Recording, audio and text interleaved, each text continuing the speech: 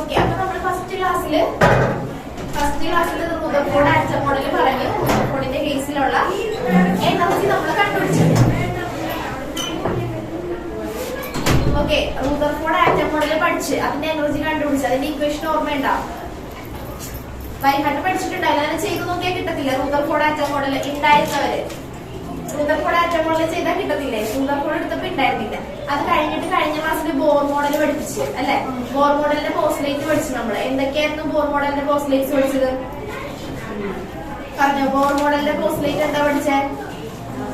ആലോചിച്ച് നോക്കുക. അത് ഇലക്ട്രോൺസ് ഇത് ശ്രദ്ധിച്ചാൽ മതി. ബോർ മോഡലിന്റെ അതായത് ആറ്റത്തിന്റെ മോഡലിനെ പറ്റിയാ പറഞ്ഞുകൊണ്ടിരിക്കുന്നത്. റൂദർഫോർഡിന്റെ മോഡൽ പറഞ്ഞു. അതിൽ എനർജി നമ്മൾ കണ്ടുപിടിച്ചു. ഇനി അടുത്തത് ബോറിനെ പറ്റിയാണ് നമ്മൾ പറഞ്ഞത് കഴിഞ്ഞ ക്ലാസ്സിൽ. അപ്പോ ബോർ മോഡലിന്റെ പോസ്റ്റ്ലേറ്റ് എന്തൊക്കെയാണ്? ചെറിയ ക്ലാസ് 9th തൊട്ട് പഠിക്കുന്നതാ. ഇലക്ട്രോൺസ് പിന്നെ സെർട്ടൈൻ സ്പെസിഫിക് ഓർബിറ്റിലായിരിക്കും റൊട്ടേറ്റ് ചെയ്യുന്നത്. അതിനെന്തുണ്ടാവും? എനർജി ഉണ്ടാവും. അതിന് നമ്മൾ പറയുന്ന എനർജി ലെവൽസ് എന്ന് പറയും. ഏതൊക്കെയാണ് നമ്മൾ പറഞ്ഞത്? KLM എന്ന് പറഞ്ഞു. 1 2 3 4 അങ്ങനെ പറഞ്ഞു. പിന്നെ അടുത്ത സെക്കൻഡ് പോസ്റ്റ്ലേറ്റ് ആയിട്ട് നമ്മൾ പറഞ്ഞത് എന്താ? Angular momentum is an integral multiple of h/2π എന്ന് നമ്മൾ പറഞ്ഞു. അതിന്റെ ബേസിൽ നമ്മൾ ആ ഒരു ഇലക്ട്രോൺ അപ്പൊ ബോറിന്റെ കൺസെപ്റ്റ് അനുസരിച്ച് നോക്കിക്കേ. സെന്റർ പോർഷനിൽ എന്തുണ്ടാവും എന്നാ പറഞ്ഞത്? ന്യൂക്ലിയസ് ഉണ്ടാവും അല്ലെ? പോസിറ്റീവ്ലി ചാർജ് ആയിട്ടുള്ള സംതിങ് ഉണ്ട്. അതിന് നമ്മൾ ന്യൂക്ലിയസ് എന്ന് പറയും. ഇലക്ട്രോൺസ് ഇതിന് ചുറ്റും സ്പെസിഫിക് പാത്തിൽ റൊട്ടേറ്റ് ചെയ്തുകൊണ്ടിരിക്കും. അതാണ് നമ്മൾ പറഞ്ഞത്. പിന്നെ തേർഡ്, അപ്പൊ നമ്മൾ ഇത് വെച്ചിട്ടാണ് നമ്മളിപ്പോ ഇലക്ട്രോൺ ഇപ്പൊ ഓരോ ഓർബിറ്റിലും ഇലക്ട്രോൺ ഉണ്ടെന്ന് വിചാരിക്കുക. ഇലക്ട്രോൺ ഇങ്ങനെ മൂവ് ചെയ്യുമ്പോൾ ആ ഇലക്ട്രോണിന് കൈനറ്റിക് എനർജി ഉണ്ടാവും, അതുപോലെ തന്നെ പൊട്ടൻഷ്യൽ എനർജി ഉണ്ടാവും. അപ്പൊ അതിൽ നിന്നാണ് നമ്മൾ ടോട്ടൽ എനർജി എങ്ങനെയാ കണ്ടുപിടിക്കുന്നത് നമ്മൾ പറഞ്ഞു. ഒരു വലിയൊരു ഡെറിവേഷൻ ആയിട്ട് അത് ചെയ്ത് നമുക്ക് ആൻസർ കിട്ടി. ക്ലാസ് കഴിഞ്ഞിട്ട് ഞാൻ ടൈം ഉണ്ടെങ്കിൽ അത് എഴുതിപ്പിച്ചോളാം. ടോട്ടൽ എനർജി എങ്ങനെ കണ്ടുപിടിക്കേണ്ടത്. ഓക്കെ, അത് കണ്ടുപിടിച്ചു. ഇനി നമ്മുടെ തേർഡ് പോസ്റ്റ്ലേറ്റ് എന്താ പറഞ്ഞേ? Third postulate. അപ്പൊ ഇതിൽ നിന്ന് നമ്മൾ ടോട്ടൽ എനർജിയുടെ ഇക്വേഷൻ നമുക്ക് എന്താ കിട്ടിയേ? ടോട്ടൽ എനർജിയുടെ ഇക്വേഷൻ നമുക്ക് എന്താ കിട്ടിയേ? അതായത് നമുക്കൊരു വലിയ ഇക്വേഷൻ കിട്ടി. ആ ഇക്വേഷന് നമ്മൾ വാല്യൂസ് ഒക്കെ സബ്സ്റ്റിറ്റ്യൂട്ട് ചെയ്ത് കഴിഞ്ഞിട്ട് ഫൈനലി നമുക്കൊരു ചെറിയൊരു വാല്യൂ ആക്കി നമ്മൾ നിർത്തി. ഓർക്കുന്നുണ്ടോ? -13.6 divided by n² electron volt എന്ന് പറഞ്ഞ് നമ്മൾ എഴുതി നിർത്തി. ഓക്കെ, ഇവിടെ നിന്ന് നമ്മൾ വന്നിട്ട് പിന്നെ എന്താ ചെയ്തത്? നമ്മൾ ഓരോ സ്റ്റേറ്റിന്റെ എനർജി തേർഡ് പോസ്റ്റ്ലേറ്റ് അനുസരിച്ച് നമ്മൾ ഓരോ സ്റ്റേറ്റിന്റെ എനർജി കണ്ടുപിടിച്ചു. ഇഫ് എന്നിന്റെ വാല്യൂ 1 ആണെന്ന് വിചാരിക്കാം. 1 എന്ന് പറയുമ്പോൾ ഏത് സ്റ്റേറ്റ് ആയിരിക്കും? ഞാൻ വരച്ചൊക്കെ കാണിച്ചായിരുന്നു. ഗ്രൗണ്ട് സ്റ്റേറ്റ് പിന്നെ ഓരോ സ്റ്റേറ്റ് ഇങ്ങനെ കയറി പോകും. ഓക്കെ, അപ് ടു ഇൻഫിനിറ്റി വരെ പോകും. ഓക്കെ, അപ്പൊ എന്റെ വാല്യൂ 1 ആണെങ്കിൽ നമുക്ക് ടോട്ടൽ എനർജിക്ക് ഇക്വേഷൻ ഒരു ആൻസർ കിട്ടി. അതുപോലെ എന്നിന്റെ വാല്യൂ 2 നമ്മൾ സബ്സ്റ്റിറ്റ്യൂട്ട് ചെയ്തു. എന്നിന്റെ വാല്യൂ 3 നമ്മൾ സബ്സ്റ്റിറ്റ്യൂട്ട് ചെയ്തു. അങ്ങനെ ഓരോ ലെവലിലും ഉള്ള അപ്പൊ ഈ ലെവലിലാണ് ഇലക്ട്രോൺ ഇരിക്കുന്നതെങ്കിൽ അതിനുള്ള ടോട്ടൽ എനർജി കണ്ടുപിടിച്ചു. ഇതിനുള്ള ടോട്ടൽ എനർജി എന്തായിരിക്കും? -13.6. ഓക്കെ, അടുത്ത ലെവലിന് നമ്മൾ കണ്ടുപിടിച്ചു. അടുത്ത ലെവലിന് എത്ര കണ്ടുപിടിച്ചു വെച്ചാൽ -3.4 നമ്മൾ കണ്ടുപിടിച്ചു. അങ്ങനെ ഇത് നമ്മൾ കണ്ടുപിടിച്ചു, ഇത് കണ്ടുപിടിച്ചു. ഇത് നമ്മൾ ഡയഗ്രാം വരച്ചു കഴിയുമ്പോഴത്തേക്ക് നമ്മൾ എങ്ങനെ ഡയഗ്രാം വരച്ചേ? ഇങ്ങനെ ഒരു ഡയഗ്രാം വരച്ചായിരുന്നു. ഇത് ഗ്രൗണ്ട് ലെവലാണെന്ന് വിചാരിക്കാം. ഇത് തമ്മിലുള്ള ഡിഫറൻസ് ഒക്കെ കൊടുത്ത് നമ്മൾ ഇങ്ങനെ വരച്ചു അല്ലെ? അപ്പൊ നോക്കിയേ എന്താ സംഭവിച്ചുകൊണ്ടിരിക്കുന്നത്? ഓരോ ലെവലിൽ കയറും തോറും ഡിഫറൻസ് എന്ത് ചെയ്തോണ്ടിരിക്കുക? കുറഞ്ഞു വന്നോണ്ടിരിക്കുക. ഇത്രയുമാണ് നമ്മൾ കഴിഞ്ഞ ക്ലാസ്സിൽ പറഞ്ഞു നിർത്തിയത്. ഇനി തേർഡ് പോസ്റ്റ്ലേറ്റ് അതായത് റൂദർഫോർഡിന്റെ ഒരു ഡ്രോബാക്ക് ആയിരുന്നു സ്പെക്ട്ര ഓഫ് ലൈൻസ് എക്സ്പ്ലെയിൻ ചെയ്യുന്നില്ല എന്ന് പറഞ്ഞു. അതായത് ആ ഒരു കാര്യം മാത്രം. പിന്നെ റൂദർഫോർഡിന്റെ വേറെ ഒരു ഡീമെറിറ്റ് എന്തായിരുന്നു? റൂദർഫോർഡിന്റെ ഡീമെറിറ്റ് എന്തായിരുന്നു? He could not explain the stability of the atom. Atomത്തിന്റെ സ്റ്റെബിലിറ്റി റൂദർഫോർഡ് എക്സ്പ്ലെയിൻ ചെയ്തില്ല. ഓക്കെ, അപ്പോ തേർഡ് പോസ്റ്റ്ലേറ്റ് എന്താ പറയാ?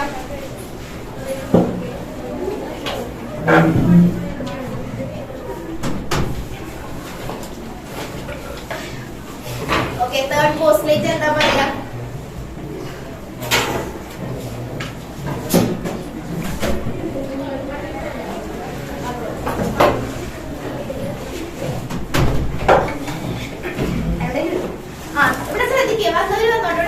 തേർഡ് പോസ്റ്റ്ലേറ്റ് എന്താ പറയാ?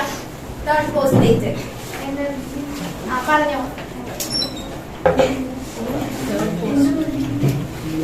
ആറ്റത്തിന്റെ communication. Absorption or emission of energy take place when atom jump from one state to another state. ഒന്നില്ലെങ്കിൽ absorption നടക്കും, അല്ലെങ്കിൽ അബ്സോർപ്ഷൻ നടന്നു കഴിയുമ്പോഴത്തേക്കും ജമ്പ് ചെയ്യും, അല്ലെങ്കിൽ emission. Absorption or emission take place when atom jump from atom or electron jump from one state to another state. അപ്പോൾ ഉണ്ടാവുന്ന energy difference നമ്മൾ എഴുതി E is equal to En2 minus En1. ഇതാണ് നമ്മൾ തേർഡ് പോസ്റ്റിലേക്ക് പഠിച്ചു വെച്ചത്. മനസ്സിലായ? ഇപ്പൊ കുറെ സ്റ്റേറ്റ് ഉണ്ടെന്ന് വിചാരിക്കാം, ഇലക്ട്രോൺ ഇവിടെ ഇരിക്കാന്ന് വിചാരിക്കാം. അപ്പൊ ഇലക്ട്രോൺ കുറച്ച് എനർജി അബ്സോർബ് ചെയ്യുക അല്ലെങ്കിൽ റിലീസ് ചെയ്യുക. ഒന്നില്ലെങ്കിൽ അബ്സോർബ് ചെയ്യണം, അല്ലെങ്കിൽ ഇവിടെ ഇരിക്കുന്ന ഈ ഇലക്ട്രോണിനെ ഇവിടെ നിന്ന് മൂവ് ചെയ്യണം എന്നുണ്ടെങ്കിൽ ഒന്നില്ലെങ്കിൽ ഹയർ സ്റ്റേറ്റിലേക്ക് പോയി. n is equal to 1 ആണെന്ന് വിചാരിക്കുക. This is n is equal to 2 and this is n is equal to 3 and this is n is equal to 4. അപ്പൊ ഇവിടെ ഇരിക്കുന്ന ഈ ഇലക്ട്രോണിനെ ഇവിടെ നിന്ന് അനങ്ങണമെന്നുണ്ടെങ്കിൽ ഒന്നെങ്കിൽ എനർജി അബ്സോർബ് ചെയ്യണം, അല്ലെങ്കിൽ എന്ത് ചെയ്യണം, എനർജി റിലീസ് ചെയ്യണം. എന്നാൽ മാത്രമേ ഇതിനെ ഹയർ സ്റ്റേറ്റിലേക്ക് അല്ലെങ്കിൽ ലോവർ സ്റ്റേറ്റിലേക്ക് മൂവ് ചെയ്യാൻ പറ്റുള്ളൂ. അതാണ് എന്ന് പറയുന്ന തേർഡ് പോസ്റ്റ്ലേറ്റ് പറയുന്നത്. അറിയില്ലെങ്കിൽ എഴുതി വെച്ചോ third postulate. The absorption or emission of energy, the absorption or emission of energy, the absorption or emission of energy takes place. The absorption or emission of energy takes place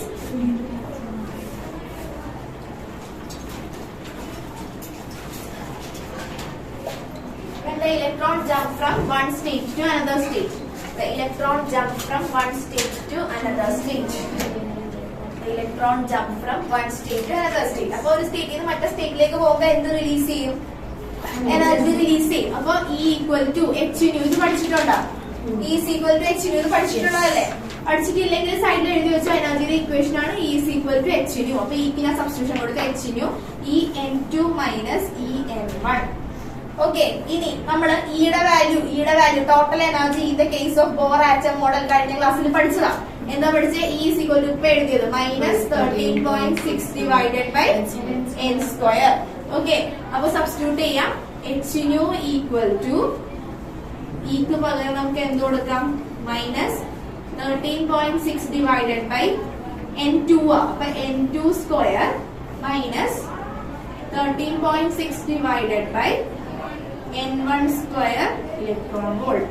okay, ഇതിൽ നിന്ന് നമുക്ക് 13.6 ഞാൻ common ആയിട്ട് എടുക്കുവാണ്. h nu equal to 13.6 ഞാൻ തിരിച്ചെഴുതാം. 1 by n1 square minus 1 by n2 square. Okay, ഇനി ന്യൂവിന് പകരം നമുക്ക് എന്തെന്ന് എഴുതാം? c ബൈ ലാംഡ എന്ന് എഴുതാം. അതൊക്കെ പഠിച്ചിട്ടുള്ളതല്ലേ? ഓക്കെ, അപ്പൊ ന്യൂവിന് പകരം ഞാൻ c ബൈ ലാംഡ എന്ന് കൊടുത്തു. That's equal to 13.6 1 by n1 square minus 1 by n2 square. Material തന്നിട്ടില്ലല്ലോ. അപ്പൊ നോട്ട് എഴുതി പോകും. ഓക്കെ, ഇനി നമുക്ക് വേണ്ടത് വേവ് ലെങ്ത് ആണ് വേണ്ടത്. 1 by lambda. 1 by lambda equal to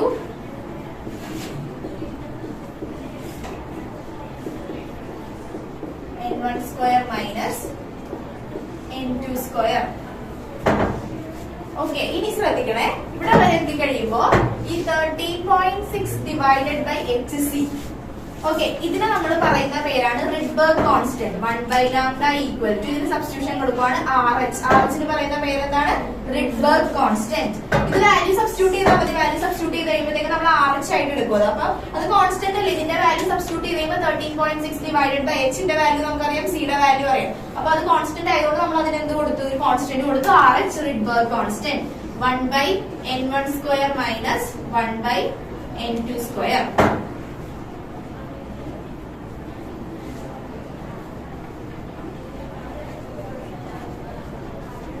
Rydberg constant RH. RH ന്റെ വാല്യൂ 1.097 into 10⁻⁷.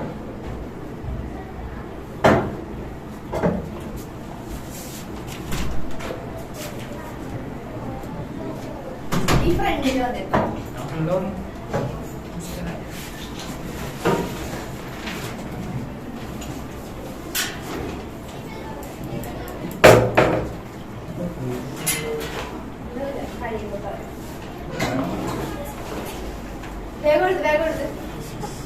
ഇതിപ്പോ നമുക്ക് എന്താ കിട്ടിയിരിക്കുന്നത്?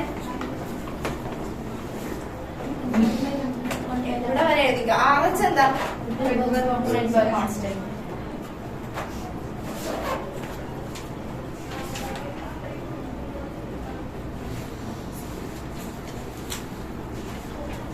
അതായത് ഇപ്പൊ നമ്മൾ എന്തിന്റെ ടേംസിലാണ് നമുക്ക് ഇക്വേഷൻ കിട്ടിയിരിക്കുന്നത്? ഇവിടെ എന്തിന്റെ ടേംസിൽ? അതായത് നമ്മൾ എവിടെ സ്റ്റാർട്ട് ചെയ്തത്?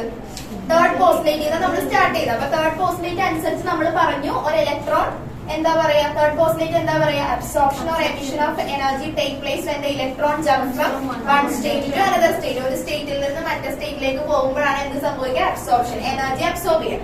അതാണ് നമ്മൾ എഴുതി വെച്ചിരിക്കുന്നത്. E is equal to En2 minus N1. N2 എന്താ പ്രണവേ?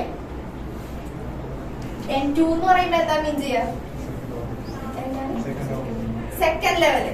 ഓക്കെ, അപ്പൊ സെക്കൻഡ് ലെവലിൽ നിന്ന് അപ്പൊ എനർജി ഡിഫറൻസ് എന്ന് പറയുമ്പോ എന്താ? Energy in the second level minus energy in the first level. അപ്പൊ ഇക്ക് നമ്മൾ സബ്സ്റ്റിറ്റ്യൂഷൻ കൊടുത്തു, H എന്ന് കൊടുത്തു. ദെൻ നമുക്ക് അറിയാവുന്ന കാര്യങ്ങൾ എനർജിയുടെ ഇക്വേഷൻ നമ്മൾ കഴിഞ്ഞ ക്ലാസ്സിൽ പഠിച്ചതാ. കഴിഞ്ഞ ക്ലാസ്സിൽ ഡിറൈവ് ചെയ്ത് വെച്ചില്ലേ? ഓൺലൈനിൽ ഇരുന്നതല്ലേ? കഴിഞ്ഞ ക്ലാസ്സിൽ ഡിറൈവ് ചെയ്തപ്പോൾ നമുക്ക് കിട്ടിയതാണ്. ഡിറൈവ് ചെയ്തപ്പോൾ ഒരു വലിയ ഇക്വേഷൻ കിട്ടി. അതിൽ വാല്യൂസ് ഒക്കെ സബ്സ്റ്റിറ്റ്യൂട്ട് ചെയ്ത് കഴിഞ്ഞപ്പോൾ നമുക്ക് എന്ത് കിട്ടി? -13.6 ഡിവൈഡഡ് ബൈ n സ്ക്വയർ എന്ന് കിട്ടി. അത് ഡയറക്റ്റ് അങ്ങ് സബ്സ്റ്റിറ്റ്യൂട്ട് ചെയ്തു. അതിന് 13.6 പുറത്തേക്ക് എടുത്തു. അപ്പൊ നമുക്ക് ബാക്കി എന്തിന്റെ ടേംസിലാണ് നമുക്ക് ഇക്വേഷൻ കിട്ടിയിരിക്കുന്നത്? 1/λ. ലാംഡയുടെ ടേംസിലാണ് നമുക്ക് കിട്ടിയിരിക്കുന്നത്. അപ്പൊ ഈ എമിറ്റഡ് ആവുന്ന അല്ലെങ്കിൽ ജമ്പ് ചെയ്യുന്ന ഈ ഇലക്ട്രോണിന് ഒരു വേവ് ലെങ്ത് ഉണ്ട്. ആ വേവ് ലെങ്ത് ആണ് നമ്മൾ കണ്ടുപിടിച്ച് വെച്ചിരിക്കുന്നത്. മനസ്സിലായി? എമിറ്റഡ് ഫോട്ടോൺസ് അല്ലെങ്കിൽ എമിറ്റഡ് ഇലക്ട്രോൺസിനുള്ള വേവ് ലെങ്ത് ആണ് നമുക്ക് കിട്ടിയിരിക്കുന്നത്. ഈ ഇക്വേഷൻ മാത്രം പഠിച്ചു വെച്ചാൽ മതി. പ്രോബ്ലംസ് ആയിരിക്കും ഇതിൽ നിന്ന് വരാം. ഇവിടെ വരെ എഴുതിയാ ഓക്കെ. ഇനി ഇവയ്ക്ക് എഴുതിയാ ഈ സൈഡ് കഴിഞ്ഞാ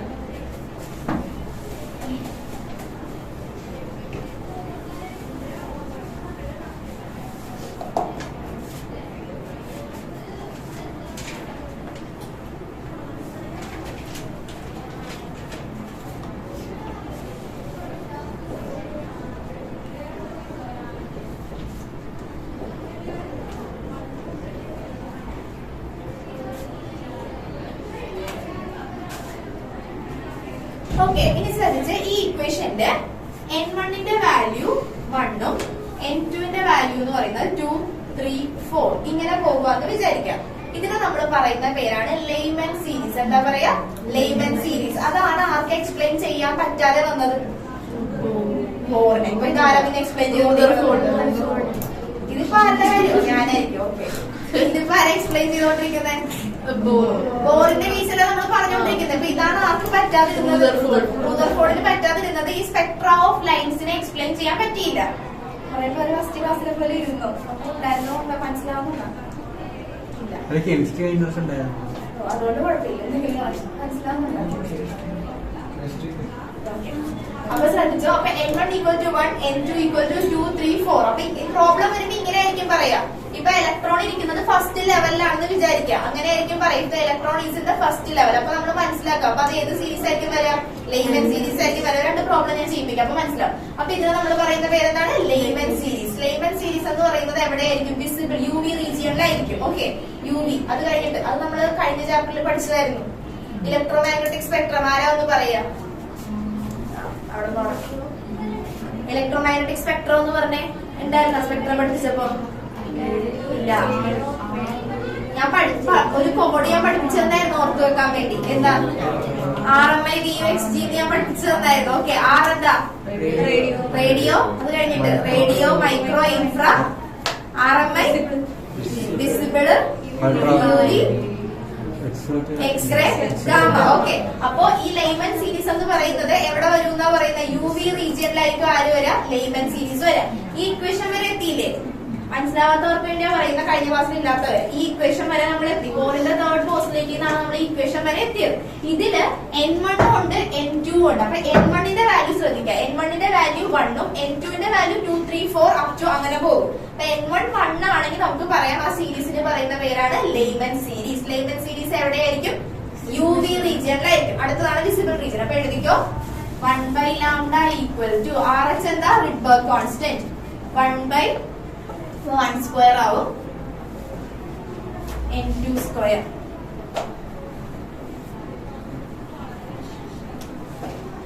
Lehman series which is in the UV region.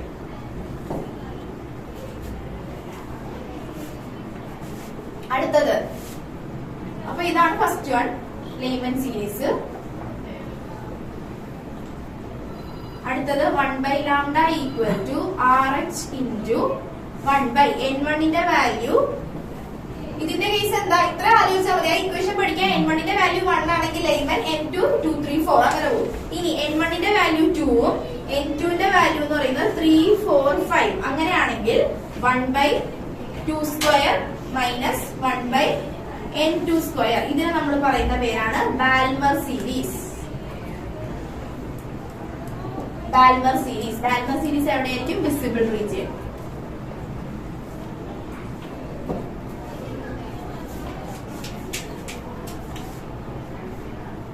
Okay, അടുത്തത്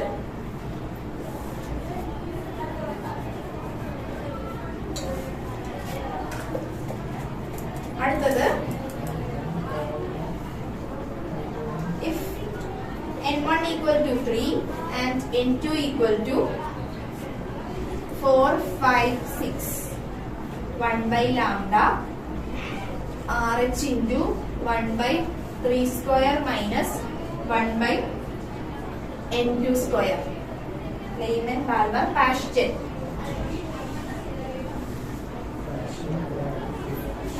സീരീസ്. ഇത് കാണുന്നത് ലോ ഇൻഫ്രാറെഡ് റീജിയൻ ആയിരിക്കും. Low infrared region.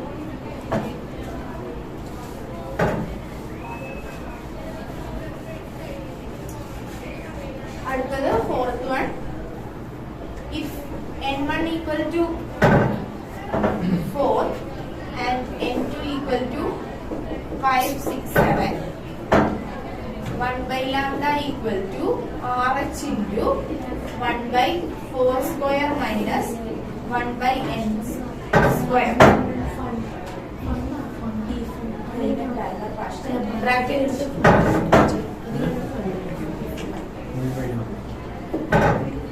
ഇത് അവിടെ തന്നെ ആയിരിക്കും ലോ ഇൻഫ്രാറെഡ് റീജിയൻ.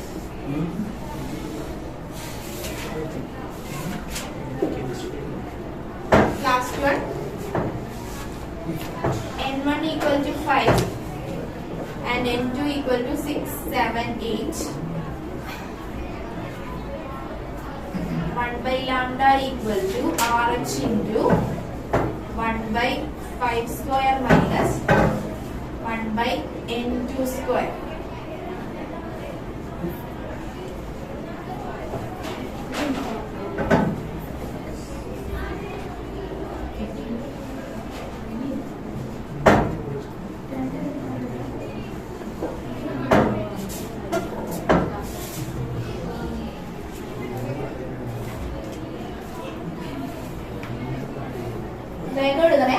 ഈ ഫോർമുല പഠിക്കാം. അതുപോലെ തന്നെ ഓരോന്നിന്റെ വാല്യൂസ് ഇതൊന്ന് ഓർത്ത് വെച്ചേക്കാം. സീരീസ് ഒന്ന് പറഞ്ഞേ. ലെയ്മൻ Balmer Paschen Brackett fund. Okay, ഇത് പറഞ്ഞു പഠിക്കാം. ഇലക്ട്രോമാഗ്നറ്റിക് സ്പെക്ട്രം ഞാൻ പറഞ്ഞു പഠിക്കാൻ പറഞ്ഞിട്ട് പഠിച്ച ഇടക്കിടക്ക് പോവാ. അതുപോലെ ഇത് പറഞ്ഞു പഠിച്ചു പോയേക്കാം. Lyman Balmer Paschen Brackett Pfund. n1 equal to 1 ആണെങ്കിൽ ഏതായിരിക്കും? ലെയ്മൻ. n1 equal to 3 ആണെങ്കിൽ ഏതായിരിക്കും? പാഷ്ചൻ. n1 equal to 5 ആണെങ്കിൽ ഏതായിരിക്കും? ഫണ്ട്. ഇത് ഓർമ്മ ഉണ്ടാവണേ. ഇനി ഇക്വേഷൻ എന്താ പറയാ? 1/λ equal to RH into 1/n1² minus 1/n2². If n1 equal to 2 ആണെങ്കിൽ സീരീസ് ഏതായിരിക്കും? ബാൽമർ സീരീസ് ആയിരിക്കും. ബാൽമർ സീരീസ് എവിടെയായിരിക്കും ഉണ്ടാവുക? വിസിബിൾ. അപ്പൊ ഇതിൽ ഇപ്പൊ നമ്മൾ ഇത്രയും സീരീസ് എഴുതി വെച്ചിട്ടുണ്ട്. ഇതായിരുന്നു റൂദർഫോർഡിന് ചെയ്യാൻ പറ്റാതിരുന്ന കാര്യം. ഓക്കെ, അതായത് ഹൈഡ്രജൻ സ്പെക്ട്രത്തിന്റെ സീരീസ് ഓഫ് ലൈറ്റ്സിനെ എക്സ്പ്ലെയിൻ ചെയ്യാൻ പറ്റിയില്ല. ഓക്കെ, ഇനി അപ്പൊ ഇതില് ഏതായിരിക്കും നമുക്ക് കാണാൻ പറ്റും? ബാൽമർ മാത്രമാണ് എന്തിലുള്ളത്? വിസിബിൾ റീജിയനിലുള്ളത്. ഇത് ഓർത്ത് വെച്ചാൽ ഇത് 1 മാർക്ക് ആയിട്ടും ചോദിക്കും, പ്രോബ്ലം ആയിട്ടും ഇത് ചോദിക്കും. ഓക്കെ, ഇനി ലാസ്റ്റ് ഒരു ടോപ്പിക് കൂടെ ഉണ്ട്. അത് കഴിഞ്ഞിട്ടുണ്ടെങ്കിൽ നമുക്ക് ഇതിന്റെ പ്രോബ്ലം ചെയ്യാം. ഇത് മനസ്സിലായ? ഓക്കെ അല്ലേ? ഇക്വേഷൻ ഒന്നുകൂടെ പറഞ്ഞേ. 1/λ equal to RH into 1/n1² minus n2². RH എന്താ അഭിനവ? RH എന്താണ്?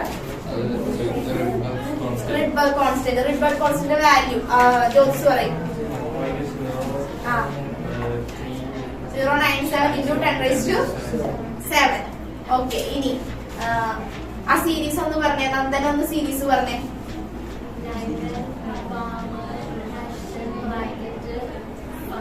ഫണ്ട് n1 equal to 2 ആണെങ്കിൽ വിവേക് പറയും n1 equal to 2. സീരീസ് ഏതാ? ബാൽമർ. n1 equal to 3. മാനസ് പറയും n1 equal to 3. n1 equal to 5. നദാ n1 equal to 5. Pfund series. Okay, ഇനി അടുത്ത ഇത് എഴുതി കഴിഞ്ഞില്ലേ? അടുത്ത എഴുതിക്കോ. De Broglie's comment on Bohr second postulate. De Broglie's comment on Bohr second postulate.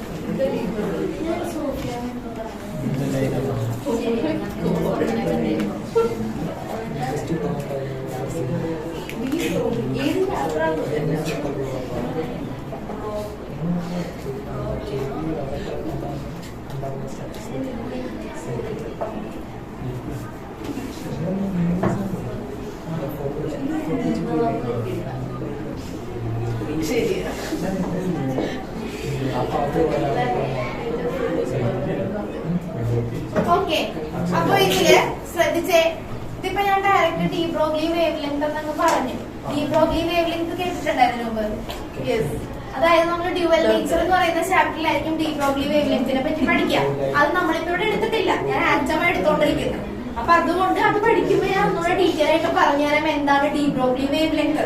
Okay, അപ്പൊ ഡി ബ്രോഗ്ലി വേവ് ലെങ്ത് എന്ന് പറയുമ്പോ മാറ്റർ വേവിനെ പറ്റി ഞാൻ പറയാം. മാറ്റർ വേവ് എന്ന് പറയുമ്പോഴത്തേക്കും ഒരു മെറ്റീരിയൽ പാർട്ടിക്കിളിനോട് അസോസിയേറ്റ് ചെയ്യുന്ന വേവ്, അല്ലെങ്കിൽ ഒരു മാറ്ററിനോട് അസോസിയേറ്റ് ചെയ്യുന്ന വേവ്.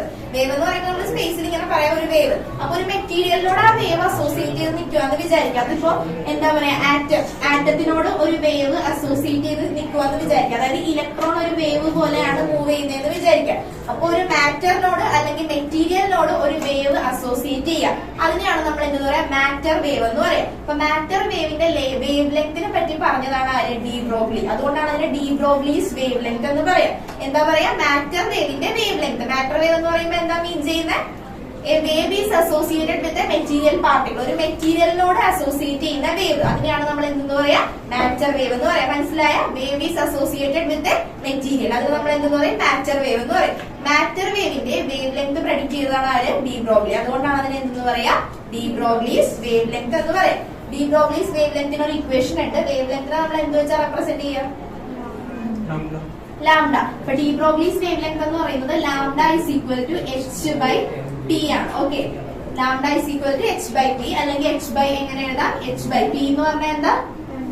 മൊമെന്റ്. അപ്പൊ എച്ച് ബൈ എം വി. അപ്പൊ ഇതൊന്ന് ജസ്റ്റ് എഴുതി വെച്ചേക്ക്. ഇത് ഒന്നുകൂടെ ഞാൻ പറഞ്ഞുതരാം ചാപ്റ്റർ എടുക്കുമ്പോ, എന്നാലും ജസ്റ്റ് ഒന്ന് എഴുതി വെച്ചേക്ക്. De Broglie's wave length.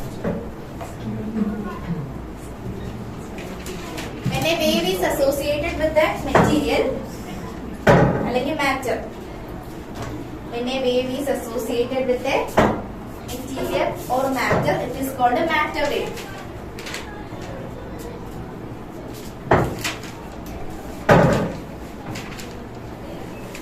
It's called matter wave. According to de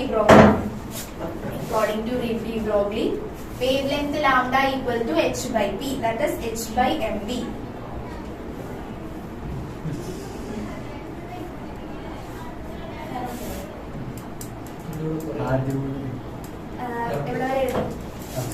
When a wave is associated with a material or matter, the wave is called matter wave. According to de Broglie, the wavelength lambda. അപ്പൊ അങ്ങനെയുള്ള വേവിന്റെ wave length ആണ് ആര് പറഞ്ഞത്? De Broglie പറഞ്ഞത്. Wavelength lambda equal to h by p or h by mv. Okay, ഇനി നമ്മളിപ്പോ എന്താ പറയാൻ പോകുന്നത്? De Broglie's explanation of Bohr second postulate. ബോറിന്റെ സെക്കൻഡ് പോസ്റ്റ്ലേറ്റ്. അപ്പൊ സെക്കൻഡ് പോസ്റ്റ്ലേറ്റ് എന്താന്ന് ഞാൻ അടുത്ത ക്വസ്റ്റ്യൻ വരും, അപ്പൊ അത് ആലോചിച്ച് വെച്ചു. അപ്പൊ ബോറിന്റെ സെക്കൻഡ് പോസ്റ്റ്ലേറ്റിന്റെ ഡി ബ്രോഗ്ലിയുടെ എക്സ്പ്ലനേഷൻ ആണ് നമ്മൾ പറയാൻ പോകുന്നത്. ഇതൊക്കെ ജസ്റ്റ് ഒരു 2 മാർക്ക് ക്വസ്റ്റ്യൻ അല്ലെങ്കിൽ 1 മാർക്കിന്റെ റേഞ്ചിൽ ചോദിക്കത്തുള്ളൂ. ഓക്കെ, അപ്പൊ നോക്കുക എന്താ ബോറിന്റെ സെക്കൻഡ് പോസ്റ്റ്ലേറ്റ് എന്താ പറഞ്ഞ അതിനോ പറഞ്ഞു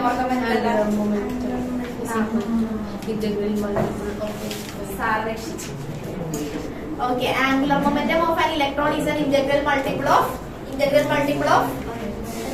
h/2π. ഇതാണ് പറഞ്ഞത് ബോറിന്റെ സെക്കൻഡ് പോസ്റ്റ്ലേറ്റ് ആംഗുലർ മൊമെന്റം. എന്ന് പറഞ്ഞാൽ എന്താ angular momentum of an electron is an integral multiple of h/2π. ഇതാണ് പറഞ്ഞത്, ഇതാണ് പോസ്റ്റ്ലേറ്റ്. ഇനി ഡി ബ്രോഗ്ലിയുടെ എക്സ്പ്ലനേഷൻ എങ്ങനെയാന്ന് വെച്ചിട്ടുണ്ടെങ്കിൽ ഇതൊരു ആറ്റം ആണെന്ന് വിചാരിക്കുക. സെന്ററിലായിട്ട് എന്തുണ്ട്, ന്യൂക്ലിയസ് ഉണ്ട്. അപ്പോ ഇനി ഇലക്ട്രോൺ നമ്മളെ ബോറിന്റെ പോസ്റ്റ്ലേറ്റ് അനുസരിച്ച് ഇലക്ട്രോൺ എന്ത് ചെയ്യുന്ന പറഞ്ഞേക്കുന്നത്, ബോറിന്റെ പോസ്റ്റ്ലേറ്റ് അനുസരിച്ച് ഇലക്ട്രോൺ എന്ത് ചെയ്യുന്ന പറഞ്ഞിരിക്കുന്നത്, റിവോൾവ് ചെയ്യുന്ന പറഞ്ഞിരിക്കുന്നത്. അപ്പൊ ആ ഇലക്ട്രോൺ ഒരു വേവ് ആയിട്ടാണ് റിവോൾവ് ചെയ്യണമെന്ന് വിചാരിക്കുക.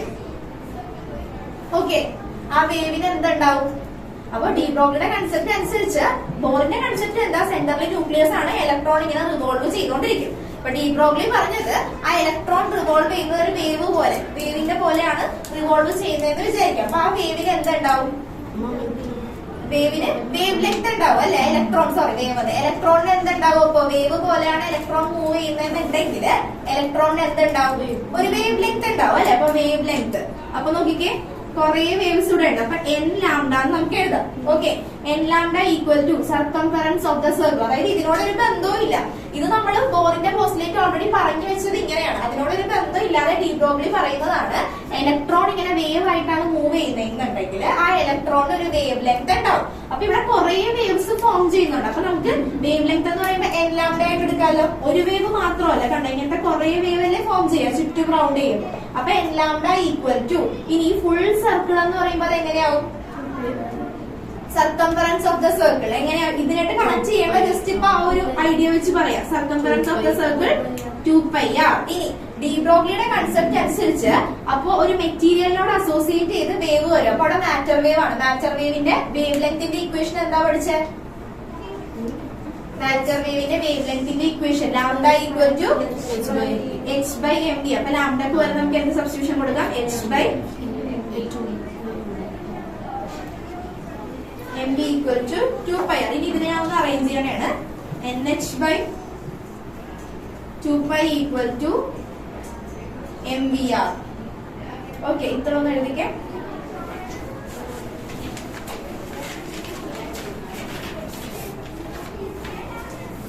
ഇത്ര എഴുതിയാൽ മതി. സ്റ്റേറ്റ്മെന്റ് ഒന്നും വേണമെന്നില്ല, നമ്മൾ ഓൾറെഡി പറഞ്ഞതല്ല. അപ്പൊ ഓൾറെഡി തന്നെ എഴുതിയാൽ മതി.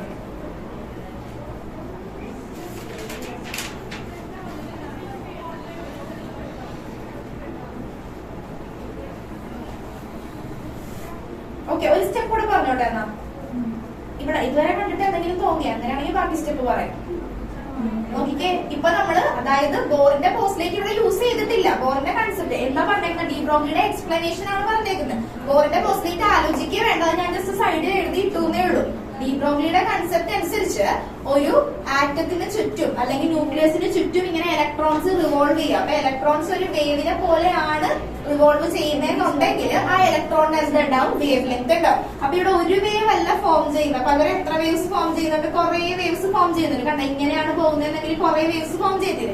അതുകൊണ്ടാണ് നമ്മൾ എങ്ങനെ എഴുതിയത്, n ലാംഡ എന്ന് എഴുതിയത്. n ലാംഡ ഒരു സർക്കിൾ എന്ന് പറയുമ്പോ അപ്പൊ എത്ര എണ്ണം വരും, ഇങ്ങനെ സർക്കംഫറൻസ് എടുക്കുമ്പോ 2πr എന്ന് കിട്ടും. ഇനി അപ്പൊ ഡി ബ്രോഗ്ലിയുടെ കൺസെപ്റ്റ് അനുസരിച്ചാണ് ലാംഡക്ക് നമ്മൾ എന്ത് സബ്സ്റ്റിറ്റ്യൂഷൻ കൊടുത്തത്, ബോറിലേക്ക് കണക്ട് ചെയ്യണ്ട, എങ്ങനെ ബോറിലേക്ക് എത്തുന്ന നമ്മൾ നോക്കാൻ പോകുന്നത്. Lambda equal to h/mv equal to 2πr എന്ന് കൊടുത്തു.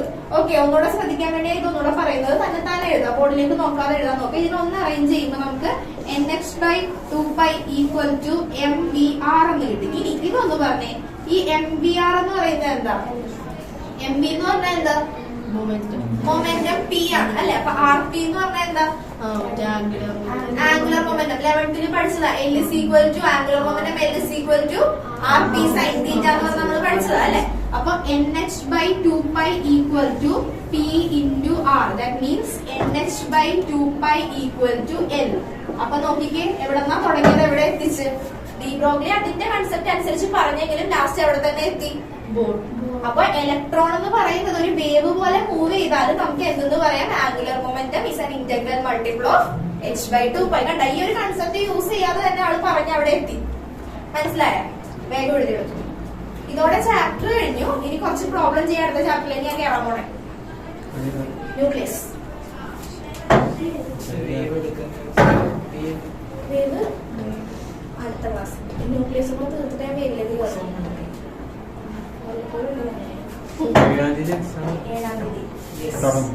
7-ാം തീയതി. ഇത് വേഗം ശ്രദ്ധിച്ചേ.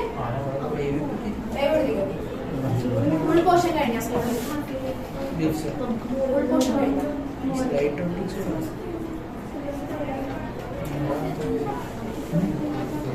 കഴിഞ്ഞ കഴിഞ്ഞല്ലോ. ഓക്കെ, ചെറിയ ചാപ്റ്റർ പെട്ടെന്ന് പഠിക്കാൻ പറ്റും. ആദ്യം ഞാൻ ചാപ്റ്റർ ഒന്ന് ബ്രീഫ് ചെയ്ത് പറയണേണ്. ഇല്ലാത്തവർക്ക് വേണ്ടിയാ പറയുന്നത്. ശ്രദ്ധിച്ചിരിക്കാം. പഠിച്ചവരോട് ഞാൻ ക്വസ്റ്റ്യൻ ചോദിച്ചോളാം. ഓക്കെ, പ്രശ്നമില്ല. ഓക്കെ, അപ്പൊ നമ്മള് ചാപ്റ്റർ ആറ്റം എന്നാണ് നമ്മൾ പറഞ്ഞു തുടങ്ങിയത്. ആറ്റം എന്താണെന്ന് നമ്മൾ പറഞ്ഞു. ആറ്റം എന്ന് പറഞ്ഞാൽ എന്താ? സ്മോൾ പാർട്ടിക്കിൾസ് ആണെന്നൊക്കെ നമ്മൾ പറഞ്ഞു. ഇനി ആറ്റം മോഡൽ ഫസ്റ്റ് പ്രപ്പോസ് ചെയ്തതാണ്. ഇതൊക്കെ ജസ്റ്റ് ക്ലാസ് ശ്രദ്ധിച്ചാൽ നമുക്ക് പറയാൻ പറ്റും. ജെ തോംസൺ പറഞ്ഞു. ജെ തോംസന്റെ മോഡൽ എന്തായിരുന്നു? എന്ത് മോഡലായിരുന്നു? കംപ്യൂട്ടിംഗ് മോഡലായിരുന്നു. അതിന്റെ കൺസെപ്റ്റ് എന്തായിരുന്നു? പോസിറ്റീവ്ലി ചാർജ് ആയിട്ടുള്ള ഒരു സ്ഫിയറിൽ നെഗറ്റീവ് ചാർജസ് എംബെഡ് ചെയ്ത് വെച്ചിരിക്കുന്നു. അത് യൂണിഫോംലി ഡിസ്ട്രിബ്യൂട്ടഡ് ആയതുകൊണ്ട് ആറ്റത്തിന്റെ ചാർജ് എന്തായി പോയി? ന്യൂട്രൽ ആയി പോയി. അതാണ് ആരുടെ കൺസെപ്റ്റ്? ജെ തോംസൺ പറഞ്ഞു വെച്ചത്. ജെ തോംസന് കുറെ ഡീമെറിറ്റ്സ് ഉണ്ടായിരുന്നത് കൊണ്ട് വേറെ ആര് വന്നു? നെക്സ്റ്റ് ആരാ വന്നത്? റൂദർഫോർഡ് വന്നു. റൂദർഫോർഡിന്റെ എക്സ്പെരിമെന്റ് അപ്പൊ സ്റ്റാർട്ടിംഗ് തൊട്ട് ആലോചിക്കാം. ജെ തോംസൺ പറഞ്ഞു കഴിഞ്ഞു. അത് കഴിഞ്ഞിട്ട് റൂദർഫോർഡ് വന്നു. റൂദർഫോർഡിന്റെ എക്സ്പെരിമെന്റ് എന്തായിരുന്നു? ആൽഫ പാർട്ടിക്കിളിന്റെ സ്കാറ്ററിംഗ് എക്സ്പെരിമെന്റ് ആയിരുന്നു. അതിന്റെ കൺക്ലൂഷൻ എന്തായിരുന്നു? അപ്പൊ Rutherford alpha particle scattering experiment ചെയ്ത് കഴിഞ്ഞിട്ട് റൂദർഫോർഡ് എന്ത് കൺക്ലൂഷനിലെത്തി? അതായത് most of the alpha particles എന്ത് ചെയ്ത് പോയി? നേരെ തന്നെ പാസ് ചെയ്ത് പോയി. റീസൺ എന്തായിരുന്നു? Space. Most of the space inside the atom എന്ന് പറയുന്നത് എന്താ? എംപ്റ്റി ആണ്. അതുകൊണ്ടാണ് മോസ്റ്റ് ഓഫ് ദ ആൽഫ പാർട്ടിക്കിൾസും കടന്നുപോയത്. ഡിഫ്ലക്ട് ചെയ്തില്ല തിരിച്ച്. ഇനി വെരി ഫ്യൂ ആൽഫ പാർട്ടിക്കിൾസ് ആണ് മോർ ദാൻ 0 ഡിഗ്രിയിൽ ഡിഫ്ലക്ട് ചെയ്തത്. Very few alpha particles. ആ വെരി ഫ്യൂ എന്ന് പറയുമ്പോൾ എത്രയാണ് വരും? 1 in 10⁶. അതായത് 10⁶ പാർട്ടിക്കിൾസ് എടുത്തിട്ടുണ്ടെങ്കിൽ അതിന് ഒരെണ്ണം മാത്രമായിരിക്കും എന്ത് ചെയ്യുക? റീപ്ലേസ് ചെയ്യുക. അതായത് ഇങ്ങനെ പോയിട്ടുണ്ടെങ്കിൽ കുറെ പാർട്ടിക്കിൾസ് പോയിട്ടുണ്ടെങ്കിൽ ഒരെണ്ണം മാത്രമായിരിക്കും. 1 in 10⁶. 10⁶ പാർട്ടിക്കിൾസിൽ ഒരെണ്ണം മാത്രമായിരിക്കും എങ്ങനെ പോവാ? തിരിച്ചു പോവാ. ഓക്കെ, അതിന്റെ റീസൺ എന്താ? തിരിച്ചു പോകാനായിട്ടുള്ള റീസൺ എന്താ? Positive charge of the atom is concentrated at the centre. അതിന് പറയുന്ന പേരെന്താ? ന്യൂക്ലിയസ്. ഓക്കെ, അതായിരുന്നു ആരുടെ കൺസെപ്റ്റ്? റൂദർഫോർഡിന്റെ കൺസെപ്റ്റ്. എന്നിട്ടും റൂദർഫോർഡിന്റെ കൺസെപ്റ്റ് വെച്ചിട്ട് നമ്മൾ പറഞ്ഞു ആറ്റത്തിന്റെ ഉള്ളിൽ ന്യൂക്ലിയസ് ഉണ്ട്. ന്യൂക്ലിയസിന് ചുറ്റുമായിട്ട് ഇലക്ട്രോൺസ് റിവോൾവ് ചെയ്യുന്നുണ്ട്. അത് പർട്ടിക്കുലർ ഓർബിറ്റ്സിലാണെന്ന് പറഞ്ഞായിരുന്നു? ഇല്ല, അത് പറഞ്ഞതാണ് ബോർ. അപ്പോ റൂദർഫോർഡ് പറഞ്ഞ അനുസരിച്ച് സെന്ററിൽ ന്യൂക്ലിയസ് ആണ്. ഇലക്ട്രോൺസ് ഇങ്ങനെ റൊട്ടേറ്റ് ചെയ്യും. ആ റൊട്ടേറ്റ് ചെയ്യുന്ന ഇലക്ട്രോണിന് എന്ത് എനർജി ആയിരിക്കും ഉണ്ടായിരിക്കുക? കൈനറ്റിക് എനർജി ഉണ്ട്, പൊട്ടൻഷ്യൽ എനർജി ഉണ്ട്, ടോട്ടൽ എനർജി ഉണ്ട്. അത് നമ്മൾ കണ്ടുപിടിച്ച്. അപ്പൊ ഒരു ഇലക്ട്രോൺ മൂവ് ചെയ്യാന്ന് വിചാരിക്കുക. ഇലക്ട്രോണിന് എന്ത് ചാർജാ? നെഗറ്റീവ് ചാർജ് ആണ്. ന്യൂക്ലിയസിന് എന്ത് ചാർജാ? Positive charge. അപ്പൊ ഇവര് തമ്മിൽ എന്ത് ഫോഴ്സ് ആയിരിക്കും ഉണ്ടാവുക? അട്രാക്ഷൻ ആയിരിക്കും, റിപ്പൽഷൻ ആയിരിക്കും? ഓക്കെ, അട്രാക്റ്റീവ് ഫോഴ്സ് ഉണ്ടാവും. അത് നമ്മൾ ഏത് ഇക്വേഷനാണ് നമ്മൾ അതിന് എഴുതിയത്? രണ്ട് ചാർജ് തമ്മിൽ അട്രാക്ഷൻ അല്ലെങ്കിൽ റിപ്പൽഷൻ ഉണ്ടാവുമ്പോൾ അവിടെ ഏത് ഫോഴ്സ് ആക്ട് ആവുന്നത്? കൂളോംബിക് ഫോഴ്സ് ആയിരിക്കും ആക്ട് ആവുന്നത്. F is equal to kq1q2/r². നിങ്ങൾക്ക് വേണ്ടി അട്ടാ പറയുന്നില്ലാത്തവർക്ക് ഓൾറെഡി അറിയാം. കഴിഞ്ഞ ക്ലാസ്സിൽ ഞാൻ റിപ്പീറ്റ് ചെയ്തായിരുന്നു. ഓക്കെ, അപ്പൊ ഇവിടെ ഉണ്ടാവുന്ന ഫോഴ്സ് കൂളോംബിക് ഫോഴ്സ് തന്നെ ഉണ്ടാവും. പിന്നെ ഇലക്ട്രോൺ റൊട്ടേറ്റിംഗ് ആണ്. ഒരു സർക്കുലർ പാത്തിൽ റൊട്ടേറ്റ് ചെയ്യുമ്പോൾ നീ പറയണേ, സർക്കുലർ പാത്തിൽ റൊട്ടേറ്റ് ചെയ്യുന്ന ആ ഇലക്ട്രോണിന് വേറെ എന്ത് ഫോഴ്സ് ആയിരിക്കും ഉണ്ടാവുക? സെൻട്രിപിറ്റൽ ഫോഴ്സ് ഉണ്ടാവും. സെൻട്രിപിറ്റൽ ഫോഴ്സിന്റെ ഇക്വേഷൻ എന്തായിരിക്കും? അറിയുമ്പോ അതും കൂടെ പറയണ്ടേ? സെൻട്രിപിറ്റൽ ഫോഴ്സിന്റെ ഇക്വേഷൻ എന്തായിരിക്കും? mv²/r. ഓക്കെ, അപ്പൊ ആ ഒരു ഇലക്ട്രോണിന് കൂളോംബിക് ഫോഴ്സും ഉണ്ട്, സെൻട്രിപിറ്റൽ ഫോഴ്സും ഉണ്ട്. അതിൽ നിന്നാണ് നമ്മൾ എന്ത് കണ്ടുപിടിച്ചത്? ടോട്ടൽ എനർജി കണ്ടുപിടിച്ചു. അത് റൂദർഫോർഡിന്റെ കേസ്. അതിനുശേഷം റൂദർഫോർഡിന്റെ ഡീമെറിറ്റ്സ് ഉണ്ടായിരുന്നു. റൂദർഫോർഡിന്റെ ഡീമെറിറ്റ് എന്ന് പറഞ്ഞ ചോദിച്ചേ, could not explain the stability of the atom. ആറ്റത്തിന്റെ സ്റ്റെബിലിറ്റി എക്സ്പ്ലെയിൻ ചെയ്യാൻ പറ്റിയില്ല. കാരണം എന്താ? ഇലക്ട്രോൺസ് മൂവ് ചെയ്യുമ്പോൾ എന്ത് റേഡിയേറ്റ് ചെയ്യുന്ന പറഞ്ഞ എനർജി റേഡിയേറ്റ് ചെയ്യും. എനർജി റേഡിയേറ്റ് ചെയ്യുമ്പോൾ അത് എന്ത് ചെയ്യും? ന്യൂക്ലിയസിനുള്ളിലേക്ക് വീണ് കൊളാപ്സ്ഡ് ആവും. അപ്പൊ അതുകൊണ്ട് സ്റ്റെബിലിറ്റി എക്സ്പ്ലെയിൻ ചെയ്യാൻ പറ്റിയില്ല. പിന്നെ ഒരു ഡിമെറിറ്റ് എന്തായിരുന്നു? ഡിസ്ക്രീറ്റ് സ്പെക്ട്ര ഓഫ് ലൈൻസിനെ പറ്റി എക്സ്പ്ലെയിൻ ചെയ്യാൻ പറ്റിയില്ല. ഒരു ഇതിൽ മാത്രം തന്നെ പറഞ്ഞു നിർത്തി ഡിസ്ക്രീറ്റ് സ്പെക്ട്ര എക്സ്പ്ലെയിൻ ചെയ്യാൻ പറ്റിയില്ല. അപ്പൊ ഇതൊക്കെ തിരുത്തിക്കൊണ്ടാണ് അടുത്ത ആള് വന്നത്, ബോർ വന്നത്. ബോറിന്റെ പോസ്റ്റ്ലേറ്റ് 3 നമ്മൾ പഠിച്ചു. ഏതൊക്കെയാ പഠിച്ചേ? ബോറിന്റെ ഇന്റർ ക്ലാസ്സിൽ പഠിപ്പിച്ചത്. ബോറിന്റെ പോസ്റ്റ്ലേറ്റ് എന്തൊക്കെയാ പഠിച്ചത്? Electrons revolving in certain specific ഓർബിറ്റിൽ കൂടെ ആയിരിക്കും. അതായത് റുദർഫോർഡിന്റെ കൺസെപ്റ്റ് അനുസരിച്ച് സ്പെസിഫിക് ഓർബിറ്റ് ആണെന്നൊന്നും പറഞ്ഞില്ല. ആരാ പറഞ്ഞ ഓർബിറ്റിലാണ് റൊട്ടേറ്റ് ചെയ്യുന്നതെന്ന്? ബോർ വന്നിട്ട് പറഞ്ഞു KLMN. അങ്ങനെ ഓരോ സ്പെസിഫിക് ഓർബിറ്റ്സിൽ എന്ത് റൊട്ടേറ്റ് ചെയ്തോണ്ടിരിക്കും? ഇലക്ട്രോൺസ് റൊട്ടേറ്റ് ചെയ്തോണ്ടിരിക്കും. പിന്നെ അതുപോലെ തന്നെ സെക്കൻഡ് പോസ്റ്റ്ലേറ്റ് എന്താ പറഞ്ഞേ? ഇപ്പൊ പഠിച്ചത് second postulate angular momentum is an integral multiple of h/2π. And third postulate എന്താ പഠിച്ചേ? Absorption or emission of energy take place when the electron jumps from one state to another state. ഒരു സ്റ്റേറ്റിൽ നിന്ന് അടുത്ത സ്റ്റേറ്റിലേക്ക് പോകുമ്പോഴാണ് എനർജി ഒന്നില്ലെങ്കിൽ absorb ചെയ്യും അല്ലെങ്കിൽ എമിറ്റ് ചെയ്യും. അതാണ് തേർഡ് പോസ്റ്റ്ലേറ്റ്. അതിന്റെ ഇക്വേഷൻ ആണ് നമ്മൾ എന്ത് പഠിച്ചാൽ E is equal to En2 minus En1. അപ്പൊ ഇതിൽ നിന്ന് നമ്മൾ അപ്പൊ ബോറിന്റെ കൺസെപ്റ്റ് അനുസരിച്ച് ഇലക്ട്രോൺ റൊട്ടേറ്റിംഗ് ആണ്. അപ്പോഴും നമ്മൾ എന്ത് കണ്ടുപിടിച്ചു? ടോട്ടൽ എനർജി കണ്ടുപിടിച്ചു. ആ ടോട്ടൽ എനർജിയുടെ ഫൈനൽ സബ്സ്റ്റിറ്റ്യൂഷൻ എല്ലാം കഴിഞ്ഞപ്പോൾ നമുക്ക് കിട്ടിയ ടോട്ടൽ എനർജിയാണ് -13.6 ഡിവൈഡഡ് ബൈ n1² അല്ലെങ്കിൽ n². ഓക്കെ. അപ്പൊ n നമ്മൾ വാല്യൂസ് ഇട്ട് കൊടുക്കുമ്പോൾ ഓരോ ലെവലിലും മനസ്സിലാവുന്നുണ്ട്. അതായത് ഇതാണ് ആറ്റം എന്ന് വിചാരിക്കാം. സെന്ററിൽ ന്യൂക്ലിയസ് ഉണ്ട്. ഓരോ ഓർബിറ്റ്സിലും എന്തുണ്ടാവും? ഇത് first orbit ground state, second one second level, third level, fourth level. Okay. അപ്പൊ നമ്മളിപ്പോ കണ്ടുപിടിച്ച എന്താ? ഓരോ ഇവിടെ ഇരുന്നാണ് ഒരു ഇലക്ട്രോൺ. ഇവിടെ ഇരുന്ന് ഒരു ഇലക്ട്രോൺ ഇങ്ങനെ റൊട്ടേറ്റ് ചെയ്യാന്ന് വിചാരിക്കാം. അപ്പൊ ഇലക്ട്രോണിന് ഒരു എനർജി ഉണ്ടാവില്ലേ? അതാണ് നമ്മൾ ഈ ഇക്വേഷനിൽ സബ്സ്റ്റിറ്റ്യൂട്ട് ചെയ്യുക. T is equal to -13.6 divided by. അപ്പൊ ഫസ്റ്റ് ഓർബിറ്റിലാണ് ഇരിക്കുന്നെങ്കിൽ എന്നിന്റെ വാല്യൂ എന്തായിരിക്കും? 1. അപ്പൊ 1². അപ്പൊ നമുക്ക് എന്ത് കിട്ടി? -13.6 ആണ്. അപ്പൊ ഈ ഒരു ഓർബിറ്റിൽ ഇരുന്ന് റൊട്ടേറ്റ് ചെയ്യുന്ന ഇലക്ട്രോണിന്റെ എനർജിയാണ് എന്ത്? -13.6. ഇനി അടുത്തെടുക്കുമ്പോഴത്തേക്കും എന്തൊരു ഇക്വേഷന്റെ ചേഞ്ച് എന്താ വരിക? -13.6 ഡിവൈഡഡ് ബൈ സെക്കൻഡ് ഓർബിറ്റ് എന്ന് പറയുമ്പോൾ എന്ത് വരും? എന്നിന്റെ വാല്യൂ 2 വരും. അപ്പൊ 2² എന്ന് പറയുമ്പോൾ 4 വരും. അപ്പൊ സെക്കൻഡ് ഓർബിറ്റിൽ റൊട്ടേറ്റ് ചെയ്യുന്നത് കണ്ടുപിടിക്കാൻ പറ്റും. ഈ ഇക്വേഷൻ എങ്ങനെയാ വന്നതെന്ന് മനസ്സിലായോ? അതൊരു വലിയ ഡെറിവേഷൻ ചെയ്താണ് നമ്മൾ അതിലേക്ക് എത്തിയത്. ഒരു വലിയ ഇക്വേഷൻ ആണ്. അതിന് സബ്സ്റ്റിറ്റ്യൂട്ട് ചെയ്ത് കഴിഞ്ഞപ്പോൾ നമുക്ക് അതിലേക്ക് എത്തിയത്. സിമ്പിൾ ആയിട്ട് പഠിച്ചാൽ പെട്ടെന്ന് കിട്ടും. ഇതിന്റെ ഒരു ബേസിൽ നമ്മളൊരു എനർജി ലെവൽ ഡയഗ്രാം വെച്ച് അത് കഴിഞ്ഞിട്ടാണ് ഈ ടോപ്പിക്. ഓക്കെ ആയോ? ഈ ചാപ്റ്റർ ഒന്ന് പഠിച്ച് തീർത്തേക്കണം. അടുത്ത ക്ലാസ്സിൽ എഴുതാൻ റെഡി ആയിട്ട് വരും. അല്ലെങ്കിൽ ഇന്ന് തന്നെ എഴുതിക്കണം. അടുത്ത ക്ലാസ് 2 ദിവസം വന്നിട്ട് കുറച്ച് എക്സ്ക്യൂസസ്. ഓക്കെ. ഇനി അപ്പൊ നമ്മളിപ്പോ ബോറിന്റെ പോസ്റ്റ്ലേറ്റ് പറഞ്ഞു കഴിഞ്ഞു. ഇനി ബോറിന്റെ മോഡൽ പെർഫെക്റ്റ് മോഡലാണെന്ന് പറയുന്നുണ്ടോ? ഇല്ല. ബോറിന്റെ മോഡലിനും എന്തുണ്ട്? അതായത് ഓരോരുത്തർ പറഞ്ഞു വെച്ചു. ഫസ്റ്റ് JJ തോംസൺ പറഞ്ഞതിൽ വെച്ചിട്ട് നമുക്ക് മനസ്സിലായി ആറ്റത്തിന് എന്തുണ്ട്? പോസിറ്റീവ് ചാർജും നെഗറ്റീവ് ചാർജും ഉണ്ടെന്ന് മനസ്സിലായി. ആറ്റത്തിന്റെ ഉള്ളില് പ്രോട്ടോൺസും ഉണ്ട് ഇലക്ട്രോൺസും ഉണ്ടെന്ന് മനസ്സിലായി. ആ കൺസെപ്റ്റ് ഓക്കെ. അതിനെ കുറച്ചുകൂടി ഡെവലപ്പ് ചെയ്തിട്ടാണ് ആര് പറഞ്ഞത്? റൂദർഫോർഡ് പറഞ്ഞത്. അപ്പൊ JJ തോംസന് ഡീമെറിറ്റ്സ് ഉണ്ടായിരുന്നത് കൊണ്ട് കുറച്ചും കൂടെ ഡെവലപ്പ് ചെയ്തിട്ട് ആര് വന്ന്? റൂദർഫോർഡ് വന്ന്. ഇനി റൂദർഫോർഡിന്റെ തെറ്റാണെന്ന് പറയുന്നില്ല. റൂദർഫോർഡ് ആണ് പറഞ്ഞത് ആറ്റത്തിന്റെ സെന്റർ പോർഷനിലായിട്ട് സംതിങ് പോസിറ്റീവ് ചാർജ് ആയിട്ട് എന്തോ ഉണ്ട്. അതിനെ പറയുന്ന പേരാണ് ന്യൂക്ലിയസ് എന്ന് പറയും. ഓക്കെ. അപ്പൊ അത് തെറ്റാണെന്നല്ല. അത് കൺസെപ്റ്റ് ആരെടുത്തു? ബോർ എടുത്തായിരുന്നു. ആ പറഞ്ഞ കൺസെപ്റ്റ് എടുത്തായിരുന്നു. പക്ഷെ ഡീമെറിറ്റ്സ് ഉണ്ടായിരുന്നത് കൊണ്ടാണ് കുറച്ചും കൂടെ നന്നായിട്ട് പറഞ്ഞത്. ബോറിനും അപ്പൊ എന്തുണ്ടാവും? മെറിറ്റ്സ് മാത്രമായിരിക്കും? ഇല്ല. ബോറിനും എന്തുണ്ടാവും? ഡീമെറിറ്റ്സ് ഉണ്ടാവും. ബോറിന്റെ ആറ്റം മോഡൽ പറഞ്ഞപ്പോ നിങ്ങൾ ശ്രദ്ധിച്ചിട്ടുണ്ടോ? ഞാൻ നോക്കിയില്ല.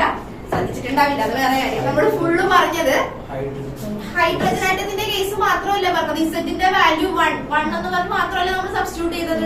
വേറെ ഏതെങ്കിലും വാല്യൂ സബ്സ്റ്റിറ്റ്യൂട്ട് ചെയ്ത് പറഞ്ഞായിരുന്നു. ഇസെറ്റ് ഈക്വൽ ടു 1 ആണെന്ന് പറഞ്ഞാൽ നമുക്ക് ഇക്വേഷൻ ഇങ്ങനെ കിട്ടിയത്.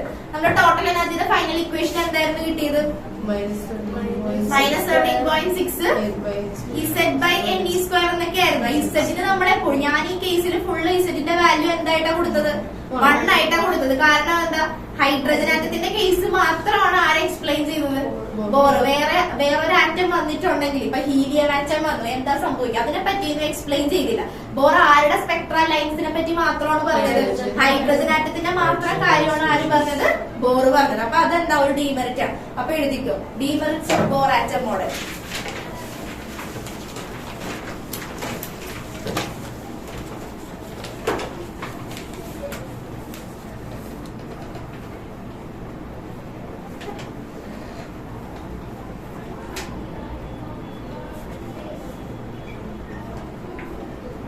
ഓക്കെ, അപ്പൊ എഴുതിക്കോ. He could not explain, അല്ലെങ്കിൽ ഇങ്ങനെ എഴുതിയാൽ മതി. It stand true for only hydrogen atom. It stand true for only hydrogen atom. പിന്നെ അടുത്തത് it cannot explain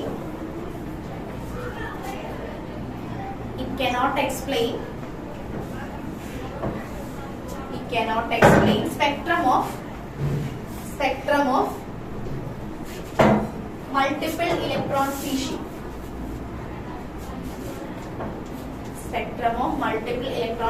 അതായത് ഇപ്പൊ ഒരു ഓർബിറ്റിൽ തന്നെ മോർ ദാൻ 1 ഇലക്ട്രോൺ ഉണ്ടെങ്കിൽ എന്താ സംഭവിക്കുക, അതൊന്നും ജസ്റ്റ് പറഞ്ഞില്ല.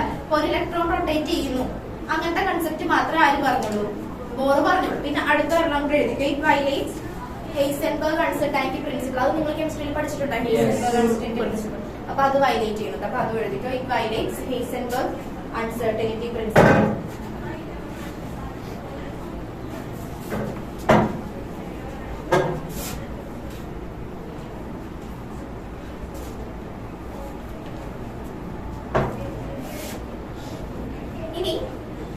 ഇനി അടുത്ത പോസ്റ്റ്ലേറ്റ്, അടുത്ത ഡീമെറിറ്റ് എന്ന് പറയുമ്പോൾ Bohr splitting of spectral lines explain ചെയ്തു അല്ലെ. അതാണ് നമ്മൾ ലേമൻ ബാൽമർ പാഷൻ അങ്ങനെ നമ്മൾ പറഞ്ഞത്. അപ്പൊ സ്പ്ലിറ്റിംഗ് എക്സ്പ്ലെയിൻ ചെയ്തു. പക്ഷേ in the presence of electric ഫീൽഡിന്റെ പ്രസൻസിലാണ് സ്പ്ലിറ്റിംഗ് നടക്കുന്നതെന്നുണ്ടെങ്കിൽ എന്താ സംഭവിക്കുക, അത് പറഞ്ഞില്ല. അതുപോലെ ഇലക്ട്രിക് ഫീൽഡ് അല്ല, അവിടെ ഒരു മാഗ്നറ്റിക് ഫീൽഡിന്റെ എഫക്ട് വന്നു. നമ്മൾ കഴിഞ്ഞ ചാപ്റ്ററിൽ ഫുള്ള് പഠിച്ചതൊക്കെ എന്താ, ഇലക്ട്രിക് ഫീൽഡ് അല്ലെങ്കിൽ മാഗ്നറ്റിക് ഫീൽഡ് ഉണ്ടാവും എന്ന് പറഞ്ഞു. അതിനെപ്പറ്റിയൊന്നും ആരും പറഞ്ഞില്ല, ബോർ പറഞ്ഞില്ല. ഓക്കെ, ഇലക്ട്രിക് ഫീൽഡിന്റെ പ്രസൻസിലാണ് ആ ഒരു സ്പ്ലിറ്റിംഗ് നടന്നതെങ്കിൽ എന്ത് സംഭവിക്കും, അത് പറഞ്ഞില്ല. ഇലക്ട്രിക് ഫീൽഡിന്റെ പ്രസൻസിലാണ് ആ സ്പ്ലിറ്റിംഗ് നടന്നതെന്നുണ്ടെങ്കിൽ അതിന് നമ്മൾ പറയുന്ന പേരാണ് സ്റ്റാർക്ക് എഫക്ട് എന്ന് പറയും. എന്താ പറയാ, സ്റ്റാർക്ക് എഫക്ട്. അല്ലെങ്കിൽ മാഗ്നറ്റിക് ഫീൽഡിന്റെ പ്രസൻസിലാണ് ആ ഒരു സ്പ്ലിറ്റിംഗ് നടന്നതെന്നുണ്ടെങ്കിൽ അതിനെ നമ്മൾ പറയുന്ന പേരാണ് സീമാൻ എഫക്ട്. മനസ്സിലായി? ഇതൊക്കെ കുറച്ചുകൂടെ ഡീറ്റെയിൽ ആയിട്ട് നിങ്ങൾക്ക് ഇപ്പൊ ഇത് പഠിക്കാനില്ല. ഇനി തുടർന്ന് ആരെങ്കിലും ഫിസിക്സ് എടുത്ത് മുന്നോട്ട് പോകുന്നുണ്ടെങ്കിൽ സീമാൻ എഫക്റ്റും സ്റ്റാർക്ക് എഫക്റ്റ് ഒക്കെ എന്താണെന്ന് ഡീറ്റെയിൽ ആയിട്ട് പഠിക്കാൻ പറ്റും, അത്രക്ക് ആഗ്രഹമുള്ളവരാണെങ്കിൽ. ഓക്കെ, ഇപ്പൊ തൽക്കാലം നമുക്ക് ഇത്രയും മതി. Splitting in the presence of electric field ആണെങ്കിൽ സ്റ്റാർക്ക് എഫക്ട് എന്ന് പറയും. സ്പ്ലിറ്റിംഗ് എന്ത് സ്പ്ലിറ്റിംഗ് ആണ് നമ്മൾ പറഞ്ഞുകൊണ്ടിരിക്കുന്നത്, അതായത് ലൈൻസിന്റെ splitting in the presence of electric field ആണെങ്കിൽ സ്റ്റാർക്ക് എഫക്ട്, ലൈൻസിന്റെ splitting in the presence of magnetic field ആണെങ്കിൽ സീമാൻ എഫക്ട് എന്ന് പറയും. ഓക്കെ, അപ്പൊ അതിനെപ്പറ്റി ഒന്നും ആരും എക്സ്പ്ലെയിൻ ചെയ്തില്ല, ബോർ എക്സ്പ്ലെയിൻ ചെയ്തില്ല. ഇനി ഇതിനെപ്പറ്റി ഡീറ്റെയിൽ ആയിട്ട് എക്സ്പ്ലെയിൻ ചെയ്ത് അടുത്ത ആൾക്കാർ വരുന്നുള്ളൂ. നമുക്ക് നോക്കണ്ട, നമുക്ക് ഇത്രയും മതി. അപ്പൊ എഴുതിക്കോ. He cannot explain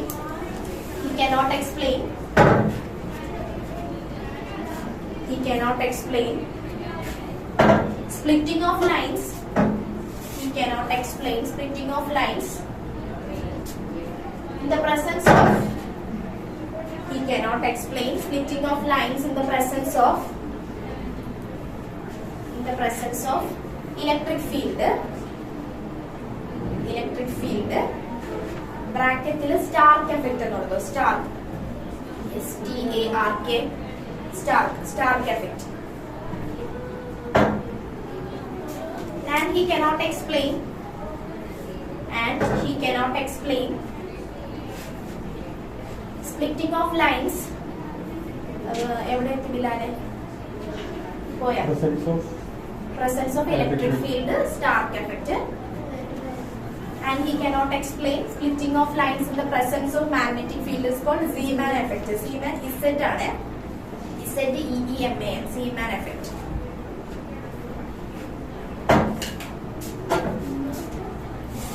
Stark effect and Zeeman effect. Okay. ഇനി അടുത്തത് പ്രോബ്ലം എഴുതിക്കോ കേട്ടോ. 2-3 പ്രോബ്ലംസ് ഇതിന്ന് കൂടുതലും വരുന്ന ടോട്ടൽ എനർജി ഡിറൈവ് ചെയ്യാൻ വേണ്ടി വരും. ടോട്ടൽ എനർജി ഡിറൈവ് ചെയ്യുന്നത് മനസ്സിലായില്ല, ഇലക്ട്രോൺ ഓർബിറ്റ് വരും. അതുപോലെ ബോറിന്റെ കേസിലുള്ള എനർജി കണ്ടുപിടിക്കാൻ കേട്ടോ. അതായത് ഈ ഇക്വേഷൻ -13.6 ഡിവൈഡഡ് ബൈ n², അതെങ്ങനെ വന്നു, അത് ഡിറൈവ് ചെയ്യാൻ വേണ്ടി ചോദിക്കും എക്സാമിന്. പിന്നെ വരുന്നതാണ് പ്രോബ്ലംസ്. അത് ചെറിയ ചെറിയ പ്രോബ്ലംസേ വരുള്ളൂ. ടോട്ടൽ എനർജിയുടെ വലിയ ഇക്വേഷൻ, അതായത് നമ്മുടെ റുദർഫോർഡ് മോഡലിലുള്ള ഇക്വേഷൻ നമ്മൾ പഠിച്ച എനർജി, അതിലേക്കൊന്നും സബ്സ്റ്റിറ്റ്യൂട്ട് ചെയ്യാൻ പറ്റില്ല. എന്നാലും ചെറിയ ചെറിയ ക്വസ്റ്റ്യൻസ് ആയിരിക്കും ചോദിക്കുക. എഴുതിക്കോ. What is the shortest wavelength? What is the shortest wavelength? What is the shortest wavelength present in the? What is the shortest wavelength present in the Paschen series of spectral lines. What is the shortest wavelength present in the Paschen series of spectral lines?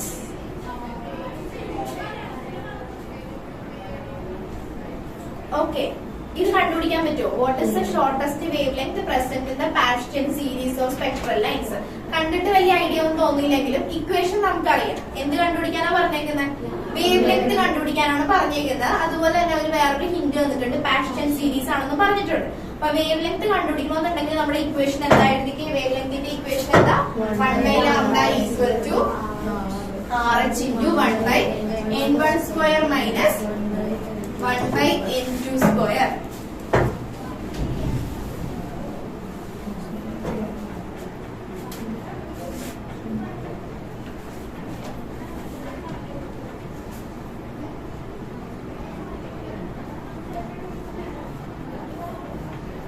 1/n1 square minus 1/n2 square. പിന്നെ തന്നിരിക്കുന്ന hint എന്താ? പാസ്റ്റൻ series ആണെന്ന് പറഞ്ഞിട്ടുണ്ട്. അപ്പൊ പാസ്റ്റൻ series എന്ന് പറയുമ്പോൾ ആ series ഒന്ന് പറഞ്ഞേ, ഏതൊക്കെയാ വരുന്നത്? സീരീസ് ഓഫ് ലൈൻസ് എന്ന് പറഞ്ഞ ഫുള്ള് പറയണം.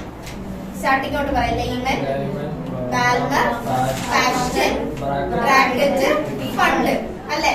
അപ്പൊ പാസ്റ്റൻ സീരീസ് എന്ന ഒരു ഹിന്റ് വന്നിട്ടുണ്ട്. പാസ്റ്റൻ സീരീസിന്റെ ഷോർട്ടസ്റ്റ് വേവ് ലെങ്ത് കണ്ടുപിടിക്കാനാണ് പറഞ്ഞേക്കുന്നത്. അപ്പൊ പാസ്റ്റൻ സീരീസ് എന്ന് പറയുമ്പോൾ n1 ന്റെ വാല്യൂ എന്താ, n2 ന്റെ വാല്യൂ എന്താ? പാസ്റ്റൻ series n1 equal to 3. n1 ന്റെ വാല്യൂ 3 ആണ്. n2 ന്റെ വാല്യൂ എന്ന് പറയുന്നത് എങ്ങനെ പോകും? 4, 5, 6 അപ് ടു അങ്ങനെ പോകും. അത് ഇൻഫിനിറ്റി വരെ പോകും. അപ്പൊ നമുക്ക് ഇങ്ങനത്തെ കേസില് n2 ന്റെ വാല്യൂ എന്തായിട്ട് എടുക്കാം? n2 ന്റെ വാല്യൂ എന്ന് പറയുമ്പോൾ കുറെ വരും. 4 വരാം, 5 വരാം, 6 വരാം, 7 വരാം, അങ്ങനെ അപ് ടു എവിടെ വരെ പോവാം? ഇൻഫിനിറ്റി വരെ പോവാം. അതുകൊണ്ട് 1/n2 ന്റെ വാല്യൂ നമുക്ക് എന്തായിട്ട് എടുക്കാം? ഇൻഫിനിറ്റി ആയിട്ട് എടുക്കാം. n1 ന്റെ വാല്യൂ ആണ് എന്തായിട്ട് എടുക്കേണ്ടത്? 3 ആയിട്ട് എടുക്കണം. സോൾവ് ചെയ്ത് വേഗം കണ്ടുപിടിക്കാൻ പറ്റത്തില്ലേ? ആർച്ചിന്റെ വാല്യൂ അറിയാം. ആർച്ചിന്റെ വാല്യൂ എന്താ? 1.097 into 10⁻⁷. വേഗം സോൾവ് ചെയ്ത് കണ്ടുപിടിച്ച് 1/λ ഈക്വൽ ടു 1.097. എന്നിട്ട് RH ലാസ്റ്റ് സബ്സ്റ്റിറ്റ്യൂട്ട് ചെയ്താൽ RH into 1/3 square minus 1/infinity. 1/infinity എന്തായി പോകും? 0 ആയി പോകും. ബാക്കിയുള്ള സോൾവ് ചെയ്യും.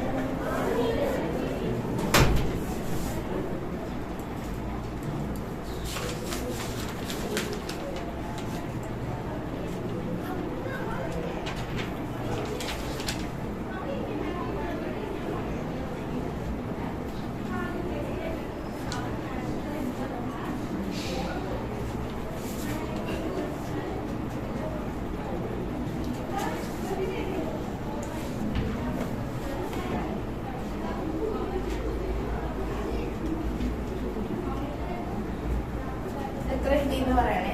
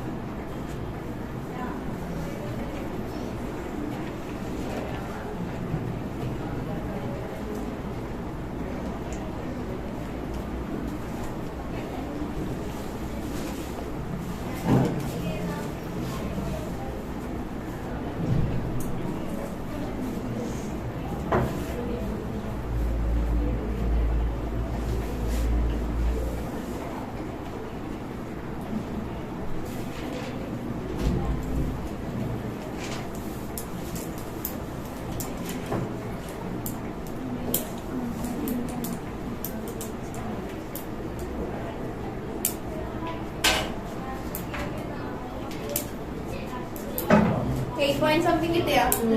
8 point something.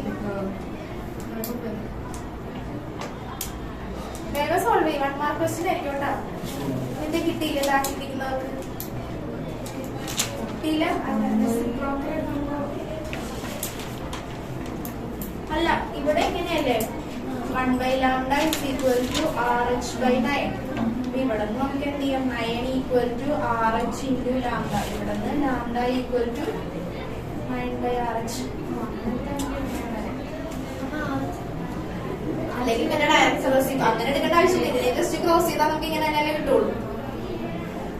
ഓ, അത് ഞാൻ വിചാരിച്ചു മനസ്സിലായിട്ടുണ്ടെന്ന് വിചാരിച്ചാൽ ഞാൻ എഴുതാനുണ്ട്. മനസ്സിലായില്ലെങ്കിൽ എഴുതിത്തരാം.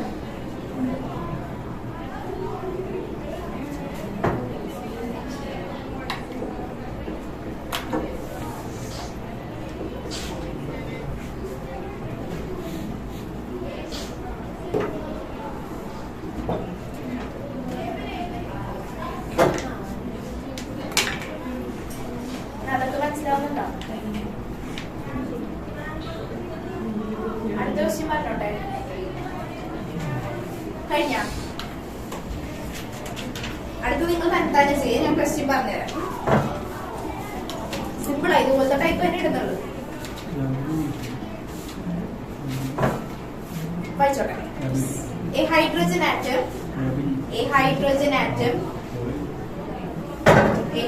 atom initially in the ground stage, initially in the ground level, a hydrogen atom initially in the ground stage absorb a photon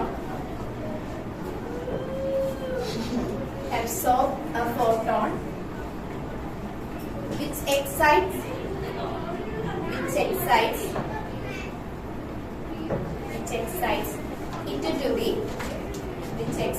it to the n equal to 4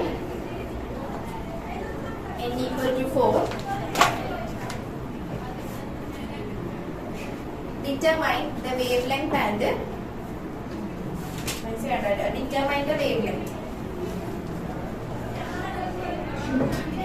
അവരവർ ചെയ്യാൻ തെറ്റിയാലും പ്രശ്നമില്ല, നോക്കിക്കോളാം. determine the wavelength.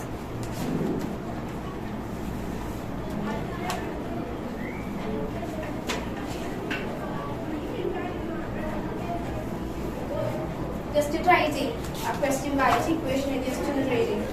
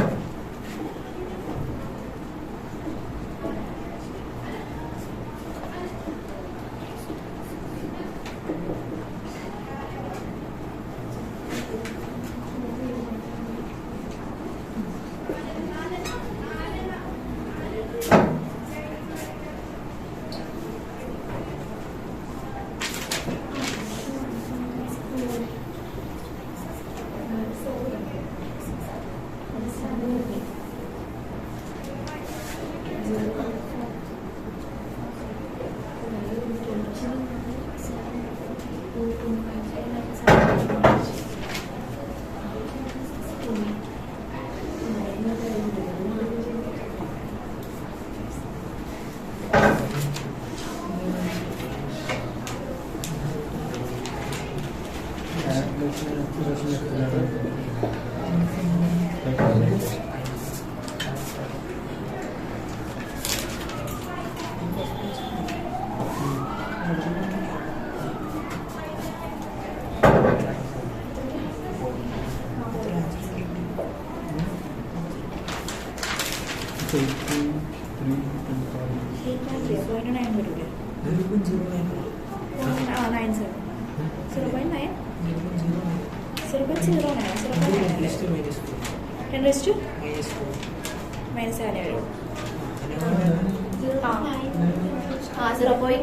into 10 raised to minus 7. Yeah.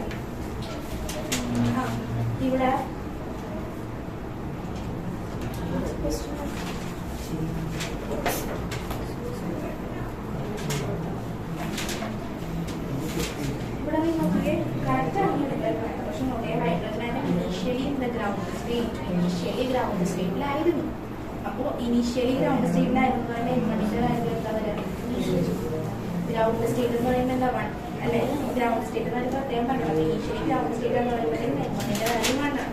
And absorb a photon. അപ്പൊ ഇത് ഇങ്ങനെ വിചാരിക്കാം initially ground സ്റ്റേറ്റിലായിരുന്നു. അപ്പൊ എൻമണിന്റെ value എന്ന് പറയുന്നത് വണ്ണാണ്. പിന്നെ and after absorbing A photon കുറച്ച് എനർജി അബ്സോർബ് ചെയ്തിട്ടാണ് എന്തിലേക്ക് പോയത്? ഫോർത്ത് ലെവലിലേക്ക് പോയത്. അപ്പൊ ഇവിടെ ഉണ്ടാവുന്ന വേവ് ലെങ്ത് ആണ് നമുക്ക് കണ്ടുപിടിക്കേണ്ടത്. അപ്പൊ എന്തൊരു ഇക്വേഷൻ 1/1² മൈനസ് 1/4² സോൾവ് ചെയ്യാം. ഞാൻ മോഡൽ ചെയ്യാം. കിട്ടിയായിരുന്നു? കിട്ടി. കിട്ടാത്ത അടുത്ത ക്വസ്റ്റ്യൻ എഴുതിക്കോട്ടെ. അടുത്ത ക്വസ്റ്റ്യൻ എഴുതി സോൾവ് ചെയ്തോ. കഴിഞ്ഞ ക്വസ്റ്റ്യൻ കിട്ടാത്തവർ ശ്രദ്ധിക്കണേ. കഴിഞ്ഞ ക്വസ്റ്റ്യൻ കിട്ടിയവര് കണ്ടിന്യൂ ചെയ്തോ. പ്രണവിന് കിട്ടിയോ? വിവേകിന് കിട്ടിയോ? ഓക്കെ. കഴിഞ്ഞ ക്വസ്റ്റ്യനിൽ എന്താ പറഞ്ഞിരിക്കുന്നത്? എന്താ ആ ക്വസ്റ്റ്യൻ ഒന്ന് വായിച്ച് കഴിഞ്ഞ ക്വസ്റ്റ്യൻ ചെയ്യാത്താരെങ്കിലും വായിച്ചോളാം. ക്വസ്റ്റ്യൻ വായിച്ച് hydrogen atom. Okay. Hydrogen atom initially in the ground state. Abhinav ഒന്ന് ശ്രദ്ധിച്ചോ വേണമെങ്കിൽ. Hydrogen atom initially in the ground state എന്നാ പറഞ്ഞേക്കുന്നത്. അപ്പൊ ഗ്രൗണ്ട് സ്റ്റേറ്റ് എന്ന് പറയുമ്പോൾ കുറെ സ്റ്റേറ്റ് ഉണ്ട്. ഇതാണ് ഗ്രൗണ്ട് സ്റ്റേറ്റ്. ഗ്രൗണ്ട് സ്റ്റേറ്റ് എന്ന് പറഞ്ഞാൽ എന്നിന്റെ വാല്യൂ എത്ര? 1. ഇനി അത് കഴിഞ്ഞിട്ട് കുറെ സ്റ്റേറ്റ് ഉണ്ട്. n is equal to 2 ഉണ്ട്, n is equal to 3 ഉണ്ട്, n is equal to 4 ഉണ്ട്, and n is equal to 5 ഉണ്ട്. A hydrogen atom initially in the ground state. Hydrogen atom initially ground state ലായിരുന്നു. അപ്പൊ ഇവിടെ ഇവിടെ ആയിരുന്നു ഇരുന്നത്. ഗ്രൗണ്ട് സ്റ്റേറ്റിലായിരുന്നു ഇരുന്നത്. ഓക്കെ. ഇനി after absorbing A photon it moved to, അതായത് കുറച്ച് എനർജി അബ്സോർബ് ചെയ്ത് കഴിഞ്ഞപ്പോൾ ഇതിനൊരു എനർജി കിട്ടി. അപ്പൊ ഇത് എങ്ങോട്ട് പോയി? എങ്ങോട്ട് എക്സൈറ്റഡ് ആയി എന്നാ പറഞ്ഞേക്കുന്ന? ഫോർത്ത് ലെവലിലേക്ക് എക്സൈറ്റഡ് ആയി. ഫോർത്ത് ലെവലിലേക്ക് എക്സൈറ്റഡ് ആയി. അപ്പൊ നമ്മുടെ ഇക്വേഷൻ ഇനീഷ്യലി എന്തായിരുന്നു? ഇനീഷ്യലി എന്ന് പറയുന്നത് 1 ആയിരുന്നു. then after absorbing some sort of energy it excited to fourth level n equal to 4 ലേക്ക് പോയി. അപ്പൊ ഇക്വേഷൻ എങ്ങനെ വരും? 1/λ equal to RH into 1/n1² minus 1/n2². Initially ground state n1 value എത്ര? 1.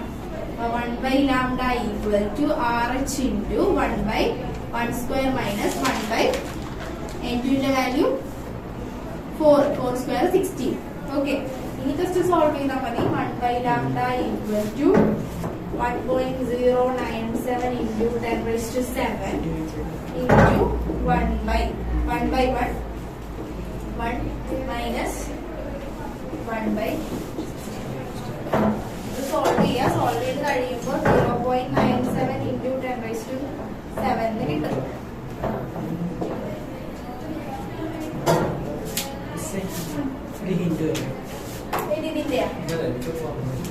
ഇതിന്റെ ഹിന്റ് സിമ്പിൾ അല്ലേ? A difference of 2.3 electron volt. അതായത് രണ്ട് സ്റ്റേറ്റുകൾ തമ്മിലുള്ള എനർജിയുടെ ഡിഫറൻസ് ആണ് 2.3 ഇലക്ട്രോൺ വോൾട്ട് എന്ന് കൊടുത്തിരിക്കുക.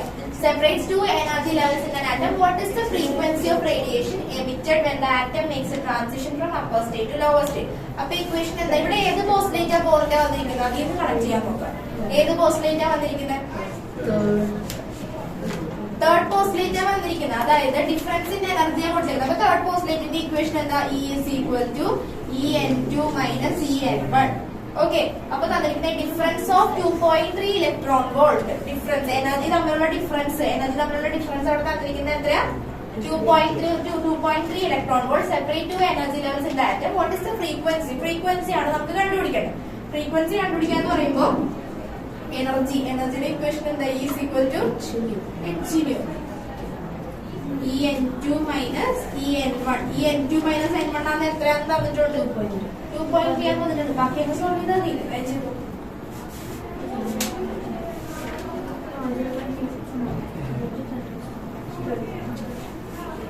ഇലക്ട്രോൺ വോൾട്ട് ആണെന്ന് പറഞ്ഞിട്ടുണ്ട്. അപ്പൊ ഇലക്ട്രോൺ വോൾട്ട് എന്ന് പറയുമ്പോ എന്താക്കുക?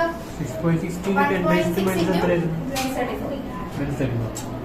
അപ്പൊ ഇലക്ട്രോൺ വോൾട്ട് എന്ന് പറയുമ്പോൾ മൾട്ടിപ്ലൈ ചെയ്യുമ്പോ എങ്ങനെ എഴുതാം?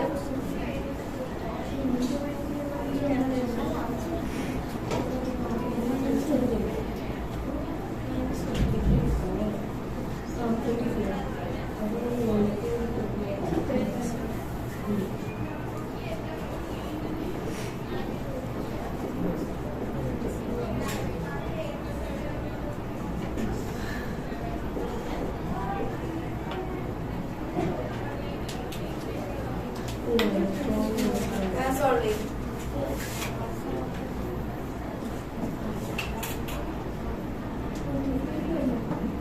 സോൾവ് ചെയ്തിട്ട് എത്ര കിട്ടിയെന്ന് പറയണേ. 3.4 into 10 raised to 3.4 into 10 raised to അതാണ് കിട്ടിയതല്ലോ. അല്ല അത് ഇത് വെച്ചിട്ട് ഈ ലിസ്റ്റ് മൾട്ടിപ്ലൈ ചെയ്യണത്. ഓ അതുണ്ടോ? ഈ വെച്ച് മൾട്ടിപ്ലൈ ആണ്. ഇലക്ട്രോൺ വോൾട്ടിലല്ലേ കിടക്കുന്നത്?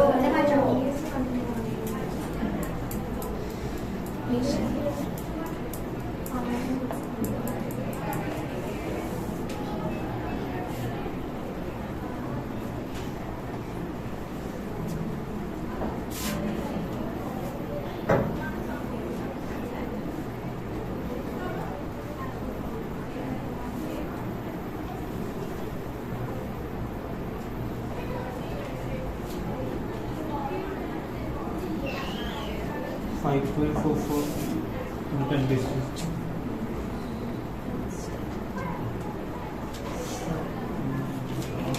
5.55 into 10 raised to 5.7 into 10 raised to 14.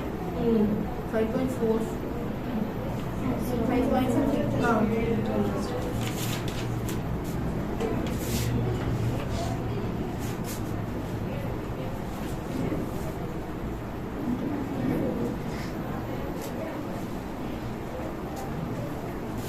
Okay, ഇനി ഞാൻ അടുത്ത ചാപ്റ്റർ ഒന്ന് ജസ്റ്റ് തുടങ്ങാൻ പോവാണ്. ഇത് കഴിഞ്ഞിട്ട് ഈ ചാപ്റ്ററിലെയും അടുത്ത ചാപ്റ്റർ, ഈ ചാപ്റ്ററിൽ പ്രോബ്ലംസ് അങ്ങനെ വരാറില്ല പൊതുവെ. പിന്നെ വരുവാണെങ്കിലും ഇങ്ങനത്തെ ടൈപ്പേ വരുള്ളൂ. അതായത് സീരീസ് കണ്ടുപിടിക്കുക, ലെയ്മൻ ആണോ ബാൽമർ ആണോ അത് കണ്ടുപിടിക്കുക. പിന്നെ വരുന്ന ക്വസ്റ്റ്യൻ ആണ് ടോട്ടൽ എനർജിയുടെ ഒരു ഇക്വേഷൻ ഇല്ലേ, അത് ഡിറൈവ് ചെയ്യാനാണ് ചോദിക്കുക. കഴിഞ്ഞ പ്രാവശ്യം അതാണ് ചോദിച്ചത്, എന്റെ ഓർമ്മ. ടോട്ടൽ എനർജിയുടെ ഡെറിവേഷൻ ചോദിക്കും, അത് പഠിക്കാം. പിന്നെ ഈ ചാപ്റ്റർ ഞാൻ ഇപ്പൊ പറയുന്ന ചാപ്റ്റർ നോക്കുകയാണെങ്കിൽ ആറ്റം, ന്യൂക്ലിയർ, ഇതിനൊക്കെ വലിയ വെയിറ്റേജ് ഇല്ല. അപ്പൊ ആ ഒരു ഇതിൽ പഠിച്ചാൽ മതി. നമ്മൾ നന്നായിട്ട് വെയിറ്റേജ് കൊടുക്കേണ്ട ചാപ്റ്റർ ആണ്. ഫസ്റ്റ് 4 ചാപ്റ്റേഴ്സ് നന്നായിട്ട് പഠിക്കണം. പിന്നെ ഓൾട്ടർനേറ്റിംഗ് കറന്റൊക്കെ പഠിക്കട്ടെ. പിന്നെ വരുന്നത് ഒപ്റ്റിക്സ്, അതുകൊണ്ട് ഞാൻ ഏറ്റവും ലാസ്റ്റ് എടുക്കാൻ വെച്ചിരിക്കുന്നത്. പിന്നെ സെമി കണ്ടക്ടർ. ഇപ്പൊ എടുത്തോണ്ടിരിക്കുന്ന ചാപ്റ്റർ ആറ്റം. ജസ്റ്റ് അതാ പറഞ്ഞത്, അധികം ടൈം ഇതിനു വേണ്ടി കളയാതെ ഒരു 2 ദിവസം മാക്സിമം എടുത്ത് നമ്മൾ പഠിച്ചിട്ട് എടുത്ത് മാറ്റി വെച്ചേക്കാം. ആറ്റം, ന്യൂക്ലിയർ, ഡ്യുവല് വലിയ പ്രശ്നമില്ല. പിന്നെ വേവ് ഓപ്റ്റിക്സിന് പ്രോബ്ലംസ് ആണ് കൂടുതൽ ചോദിക്കാറ്. തിയറി അതിലും വലുതായിട്ടില്ല. പിന്നെ ഉള്ളത് സെമി കണ്ടക്ടർ ആണ്. ഇപ്പൊ എടുക്കുന്ന ഈ ചാപ്റ്ററിൽ സെമി കണ്ടക്ടറും ആറ്റവും മാത്രമേ ആറ്റം ഒപ്റ്റിക്സും മാത്രമേ നമുക്ക് കുറച്ച് കാര്യത്തിൽ എടുക്കാനുള്ളത്. ഒപ്റ്റിക്സ് അതുകൊണ്ട് എല്ലാം തീർത്തിട്ട് ഞാൻ മാക്സിമം എടുക്കാൻ നോക്കുള്ളൂ. അപ്പൊ നമുക്ക് ടൈം കിട്ടുന്ന അനുസരിച്ച് പയ്യെ ചെയ്തു പോവാം. വലിയ ഡെറിവേഷൻ ആയിരിക്കും എല്ലാം ഉണ്ടാകും. അപ്പൊ അടുത്ത ചാപ്റ്ററിന്റെ പേര് ന്യൂക്ലിയസ്.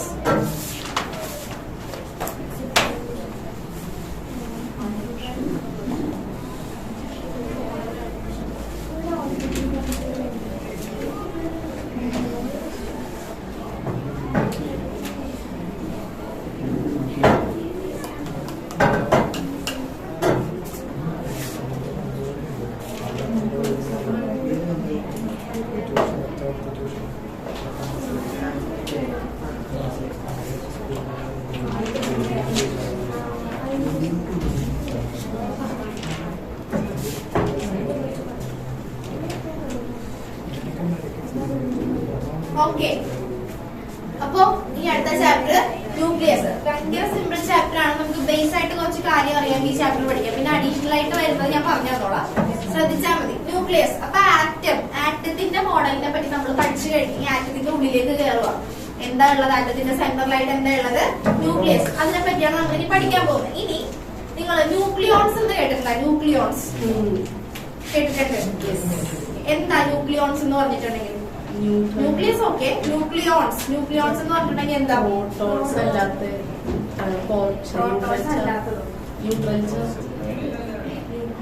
അതായത് ന്യൂട്രോൺ പ്ലസ് പ്രോട്ടോൺ, അതിനെയാണ് നമ്മൾ എന്തെന്ന് പറയാ? ഇതൊക്കെ പഠിച്ചിട്ടുള്ളതാണെന്ന് എനിക്ക് തോന്നുന്നു. പഠിച്ചിട്ടുള്ളതല്ലേ ഇതൊക്കെ? ന്യൂട്രോൺ പ്ലസ് പ്രോട്ടോണിനെയാണ് നമ്മൾ എന്തെന്ന് പറയാ? ന്യൂട്രോൺ പ്ലസ് പ്രോട്ടോൺ, അതിനെയാണ് നമ്മൾ എന്തെന്ന് പറയാ? ന്യൂക്ലിയോൺ. മറന്നു വരുത്. ഇനി ഞാൻ ഇത് തന്നെ ക്വസ്റ്റ്യൻ ചോദിച്ചോണ്ടിരിക്കും. ന്യൂട്രോൺ പ്ലസ് പ്രോട്ടോൺ എന്താ? ന്യൂക്ലിയോൺ. ഓക്കെ, അപ്പൊ ഫസ്റ്റ് തന്നെ എഴുതി വെച്ചോ ന്യൂക്ലിയൈ. ഇനി ഞാൻ ഈ ന്യൂക്ലിയൈ എന്ന് പറഞ്ഞാൽ എന്തിനാ ന്യൂക്ലിയോൺ എന്ന് പറഞ്ഞത്? Nucleus is made up of what? Nucleus എന്തുകൊണ്ടാണ് ഉണ്ടാക്കിയിരിക്കുന്നത്? ന്യൂക്ലിയോൺസ് ജോയിൻ ചെയ്തിട്ടാണ് എന്തുണ്ടായിരിക്കുന്നത്? ന്യൂക്ലിയസ് ഉണ്ടായിരിക്കുന്നത്. ന്യൂക്ലിയോൺസ് എന്ന് പറഞ്ഞാൽ എന്താ വരിക? Neutron plus proton. ഓക്കെ, കിട്ടിയാ? ഓക്കെ, എഴുതിക്കോ. Nucleus is made up of neutron and proton. ന്യൂക്ലിയസിനെ ഉണ്ടാക്കിയിരിക്കുന്നത് ന്യൂട്രോൺസും പ്രോട്ടോൺസും കൊണ്ടാണ് ന്യൂക്ലിയസിനെ ഉണ്ടാക്കിയിരിക്കുന്നത്. ആ ന്യൂട്രോൺസിന്റെ പ്രോട്ടോൺസിന്റെ ആ ഒരു കോമ്പിനേഷൻ നമ്മൾ പറയുന്ന പേരാണ് ന്യൂക്ലിയോൺ. ഓക്കെ, അപ്പൊ ന്യൂക്ലിയോൺ എന്ന് പറഞ്ഞാൽ എന്താ? Neutron plus proton. മറന്നു വരുന്നത്. Nucleus is made up of neutron and proton. Nucleus is made up of neutron and proton. Neutron plus proton equal to nucleon. Okay, അപ്പൊ നമ്മൾ എഴുതിയ ഫസ്റ്റ് സെന്റൻസ് എന്താ മീൻ ചെയ്തിരിക്കുന്നത്? എഴുതി വെച്ചിരിക്കുന്നത് എന്താ? Nucleus is made up of neutron and proton. That means nucleus is made up of nucleons. Okay, nucleus is made up of nucleons. Neutron plus proton equal to nucleon. Okay, ഇനി പ്രോട്ടോണിന് എന്ത് ചാർജാണ്? Positive charge ആണ് പ്രോട്ടോണിന്റെ charge. പിന്നെ ഓരോന്നിനെ പറ്റി just പറഞ്ഞു പോകണം. ഇതൊക്കെ അറിയാവുന്ന കാര്യങ്ങളാ, അറിയില്ലെങ്കിൽ പക്ഷെ എഴുതി പോയേക്കണം. പ്രോട്ടോണിന്റെ എന്ത് ചാർജാ? പോസിറ്റീവ് ചാർജ് ആണ്. പ്രോട്ടോണിന്റെ ചാർജിന്റെ വാല്യൂ എത്ര? 1.6 into 10⁻⁻⁹ കൂളോം. ഇലക്ട്രോണിന്റെ ചാർജ് ആണ്. ഇലക്ട്രോൺ നെഗറ്റീവ് ആണ്. പ്രോട്ടോൺ എന്ന് പറയുന്നത് എന്താണെന്ന് വ്യത്യാസമുള്ളൂ? പോസിറ്റീവ്. അപ്പൊ എഴുതിക്കോ, പ്രോട്ടോണിന് സൈഡിൽ എഴുതിക്കോ proton. Charge of proton is positive. 1.6 into 10⁻⁻⁹ coulomb. Positive charge ആണ്.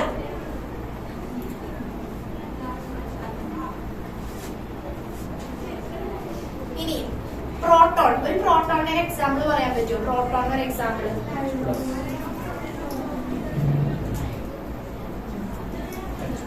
ഹൈഡ്രജന്റെ ഐസോടോപ്സ്.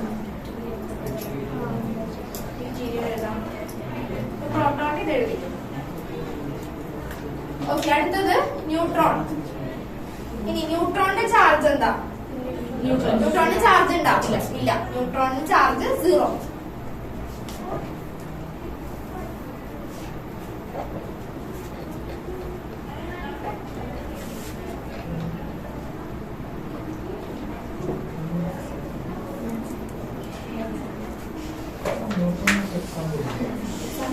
അതായത് ഇത് ന്യൂട്രോൺ. നമ്മളിനി പറഞ്ഞു വരുമ്പോൾ ന്യൂട്രോൺ കൊണ്ട് ബോംബാർഡ് ചെയ്യുന്നു പറയും.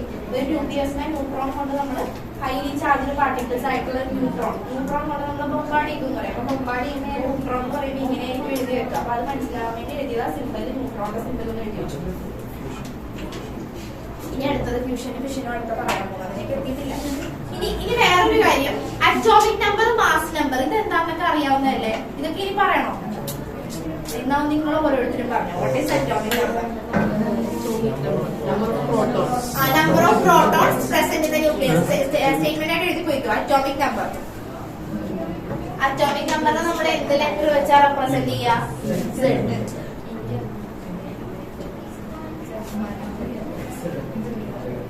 X element. ഇസഡ് എന്താ? Atomic number. എ എന്താ? Mass number.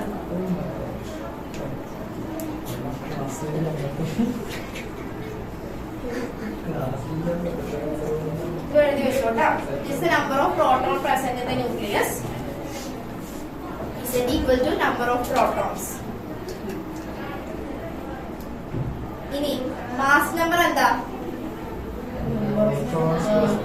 Number of protons plus number of neutrons. എഴുതിക്കോ. മാസ് നമ്പർ, നമ്പർ ഓഫ്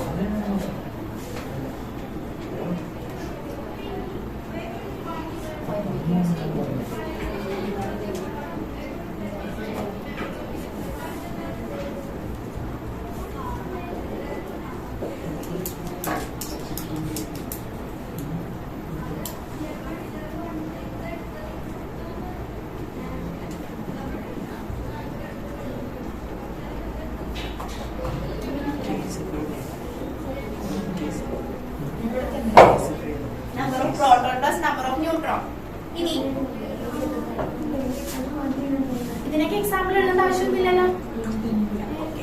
ഇനി നമുക്ക് ഐസോട്ടോപ്പ് ഐസോബാർ അതിനെ പറ്റി ഒന്ന് പറയാം. ഐസോട്ടോപ്പ് എന്താ? ഐസോട്ടോപ്പ് എന്താ? Same atomic number different mass number. അതിനെ നമ്മൾ എന്തെന്ന് പറയാം? ഐസോട്ടോപ്പ്. അപ്പൊ വേഗം എഴുതിക്കോ ഐസോട്ടോപ്പ്. ഐസോട്ടോപ്പ് വേഗം എഴുതി. ടൈം കളയല്ലേ, പെട്ടെന്ന് പറഞ്ഞ പോലെ.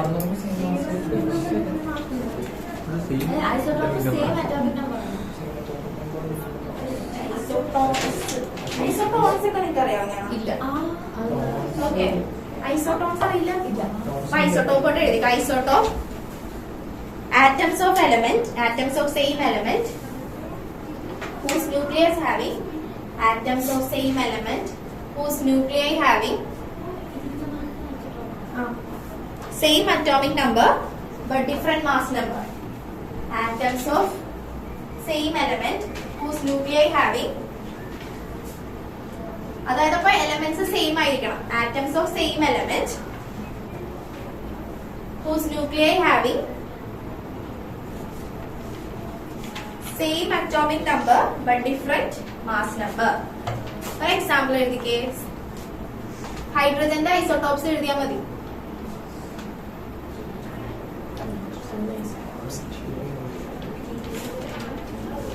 Atoms of same element whose nuclei having same atomic number but different mass number.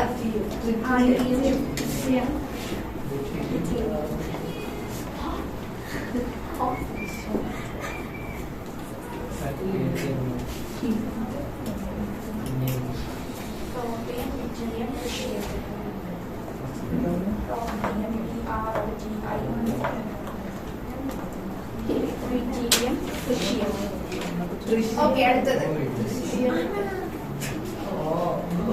Isotope കഴിഞ്ഞാൽ അടുത്ത ഐസോബാർ. ഞാൻ കുറച്ചധികം നേരം എടുക്കോട്ടെ, അല്ലെങ്കിൽ വേഗം എഴുതിയില്ലെങ്കിൽ. ഐസോബാർ. ഐസോബാർ എന്തായിരിക്കും? Atoms of Same atomic number. Atoms of different element but same. whose nuclei having Same mass. same mass number but different atomic number.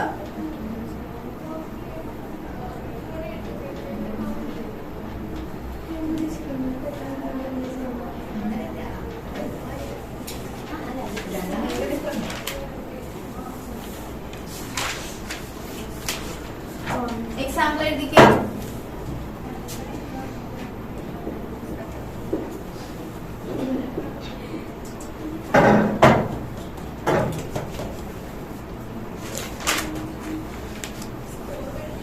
ഇനി number of neutrons കണ്ടുപിടിക്കണമെങ്കിൽ എന്താ നമ്മൾ ചെയ്യാറ്? ഒരു എലമെന്റിന്റെ മാസ് നമ്പർ തന്നിട്ടുണ്ട്, അറ്റോമിക് നമ്പർ തന്നിട്ടുണ്ട്. നമ്പർ ഓഫ് ന്യൂട്രോൺസ് കണ്ടുപിടിക്കാൻ എന്താ ചെയ്യാ? Mass number. Atomic number plus അല്ല മൈനസ്.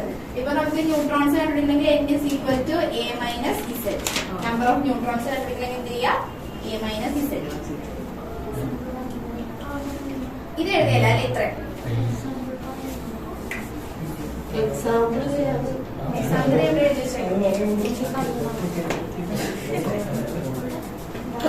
C14.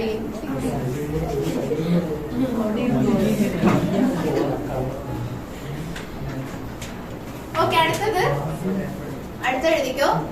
അപ്പൊ ഐസോട്ടോപ്പ് എന്താന്നാ പറഞ്ഞത് നമ്മള്?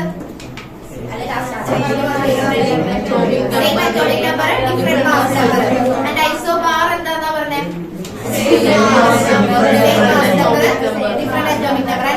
ഐസോട്ടോൺസ് എഴുതിക്കോ. ഐസോട്ടോൺസ്. അപ്പൊ ഐസോട്ടോൺ എന്ന് പറയുമ്പോ എന്തായിരിക്കും മീൻ ചെയ്യാ? അല്ല, തിരിഞ്ഞു. അറ്റോമിക് നമ്പറും മാസ് നമ്പറും ഡിഫറെന്റ് ആയിരിക്കും, പക്ഷേ സെയിം നമ്പർ ഓഫ് ന്യൂട്രോൺസ്. ന്യൂട്രോൺസിന്റെ നമ്പർ എങ്ങനെയായിരിക്കും? സെയിം ആയിരിക്കും. Isotons. Isotons. Atoms of different element. Atoms of different element. Atoms of atoms of different element whose nuclei having same number of neutron. Neutron same ആയിട്ട് വരും. അതായത് രണ്ടും രണ്ട് എലമെന്റ് ആയിരിക്കും. മാസ് നമ്പർ ഡിഫറെന്റ് ആയിരിക്കും. അറ്റോമിക് നമ്പർ ഡിഫറെന്റ് ആയിരിക്കും. പക്ഷെ neutron നമ്മൾ എങ്ങനെയാ കണ്ടുപിടിക്കാന്ന് പറഞ്ഞിരുന്നു? ന്യൂട്രോൺ കണ്ടുപിടിക്കണ എങ്ങനെ? Number of neutron equal to mass number minus atomic number. അപ്പൊ എന്ത് വന്നു? 2. ഇവിടെ നോക്കുമ്പോഴും number of neutron equal to mass number minus atomic number, that is 2. അപ്പൊ ഇതെങ്ങനത്തെ, ഇതിനെ നമ്മൾ പറയുന്ന പേരാണ് ഐസോട്ടോൺസ്. കിട്ടിയ ഐസോട്ടോപ്പോ ഐസോബാറോ അറിയായിരുന്നു. ഐസോട്ടോൺ എന്ന് പറയുമ്പോ എന്താ പറയാ? Atoms of different element whose nuclei having same number of, എന്ത് സെയിം ആയിരിക്കും? ന്യൂട്രോണിന്റെ നമ്പർ സെയിം ആയിരിക്കും, പക്ഷെ അറ്റോമിക് നമ്പർ മാസ് നമ്പർ എന്തായിരിക്കും? ഡിഫറെന്റ് ആയിരിക്കും. എക്സാമ്പിൾ എഴുതി വെച്ചു.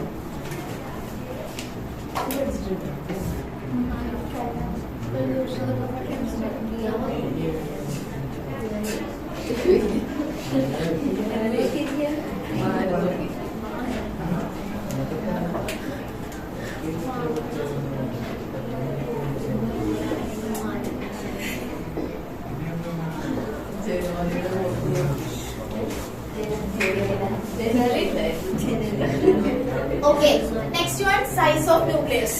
ഇവിടെ കഴുത്ത് കഴിഞ്ഞില്ലേ?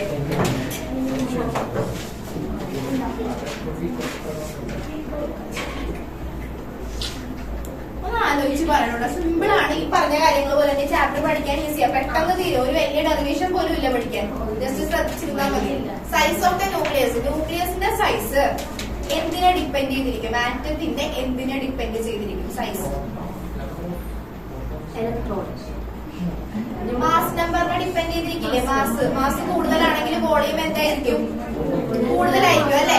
അപ്പോ volume of nucleus is directly proportional to mass number. ഇതൊക്കെ ഞാൻ അടുത്ത ക്ലാസ്സിൽ എഴുതിക്കോട്ടെ, ഇപ്പിരുന്ന് ചിരിച്ചോ. Volume of nucleus is directly proportional to mass number. Mass number എന്ന് പറഞ്ഞാൽ എന്താ? ഏത് ലെറ്റർ വെച്ചാൽ നമ്മൾ റെപ്രസെന്റ് ചെയ്യാം? ഏത് ലെറ്റർ വെച്ചാൽ റെപ്രസെന്റ് ചെയ്യാം? എ. ഓക്കെ, ഇനി വോളിയം ഓഫ് ന്യൂക്ലിയസ്. ന്യൂക്ലിയസ് എന്ന് പറയുന്നത് ഏകദേശം എന്ത് ഷേപ്പിലായിട്ട് ഇരിക്കുക?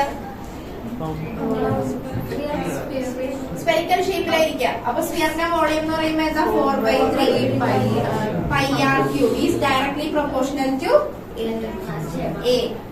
ഓക്കെ, 4/3 പൈ കോൺസ്റ്റന്റ് ആണ്.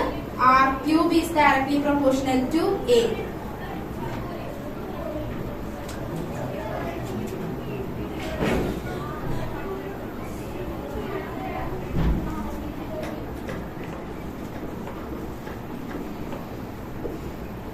അതായത് പ്രൊപ്പോർഷനാലിറ്റി മാറ്റിട്ട് ഞാൻ ഒരു കോൺസ്റ്റന്റിനെ കൊണ്ടുവന്നു. R equal to R naught A raise to 1/3.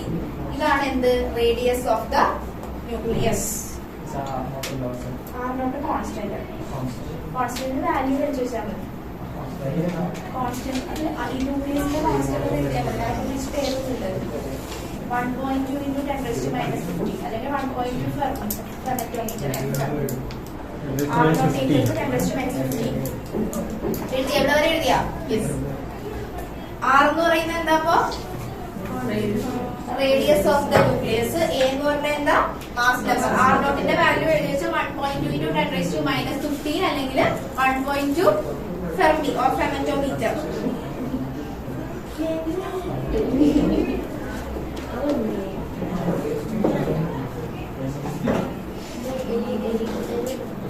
Density പറയാനുണ്ടോ? അടുത്ത ക്ലാസ്സിൽ എടുക്കാം. ഒരുപോലെ പണ്ടത്തെ പറഞ്ഞിട്ട് നമുക്ക് പോകാം.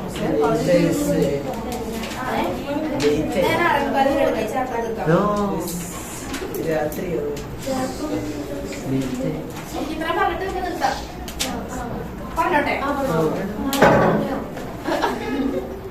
ഓക്കെ, അപ്പൊ ന്യൂക്ലിയസ് എന്താ? ന്യൂക്ലിയസ് എന്ന് പറഞ്ഞാല് വേണ്ട, അവിടെ വേണ്ട. What is nucleon? Nucleus is made up of what? Neutrons and proton. Okay. The combination of neutron and proton is called nucleons. Okay. What is atomic number? Number of protons. Number of protons present in the nucleus. Atomic number. Okay. And what is mass number? Number of protons plus neutron. Okay, പിന്നെ ഇനി what is isotope? ഞാൻ ചോദിക്കുന്നവർ പറഞ്ഞാൽ മതി. Isotope. അതുപോലെ example Vivek പറ. What is isotope? Correct sentence പറയണേ. Atoms, ഞാൻ clue തരാം. ആറ്റംസ് ഓഫ് സെയിം എലമെന്റ് ആയിരിക്കും ഡിഫറെന്റ് എലമെന്റ് ആയിരിക്കും ഐസോടോപ്പ് പറയുന്നത്. Nucleus having Same. atomic number but Ah. different mass. Different mass number. Example സാധാരണ പറഞ്ഞു. സാമ്പിൾ മറ്റേ ഹൈഡ്രജൻ പിന്നെ ഡിപ്റ്റീരിയം പറയണം.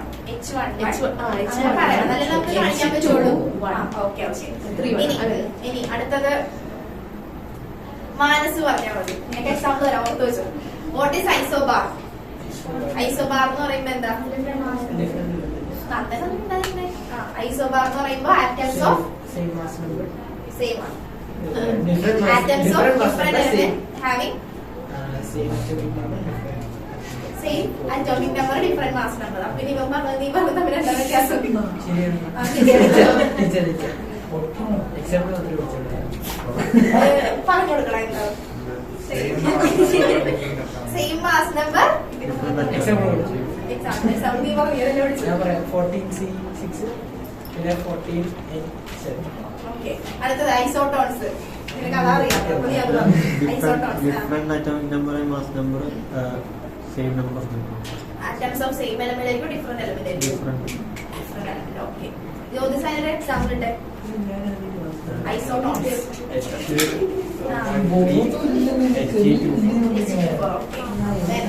സൈസ് ഓഫ് ദ ന്യൂക്ലിയസ്, റേഡിയസിന്റെ ഇക്വേഷൻ എന്താ അഭിനവേ?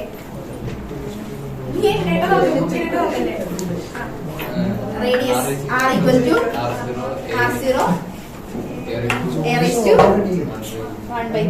Okay. Then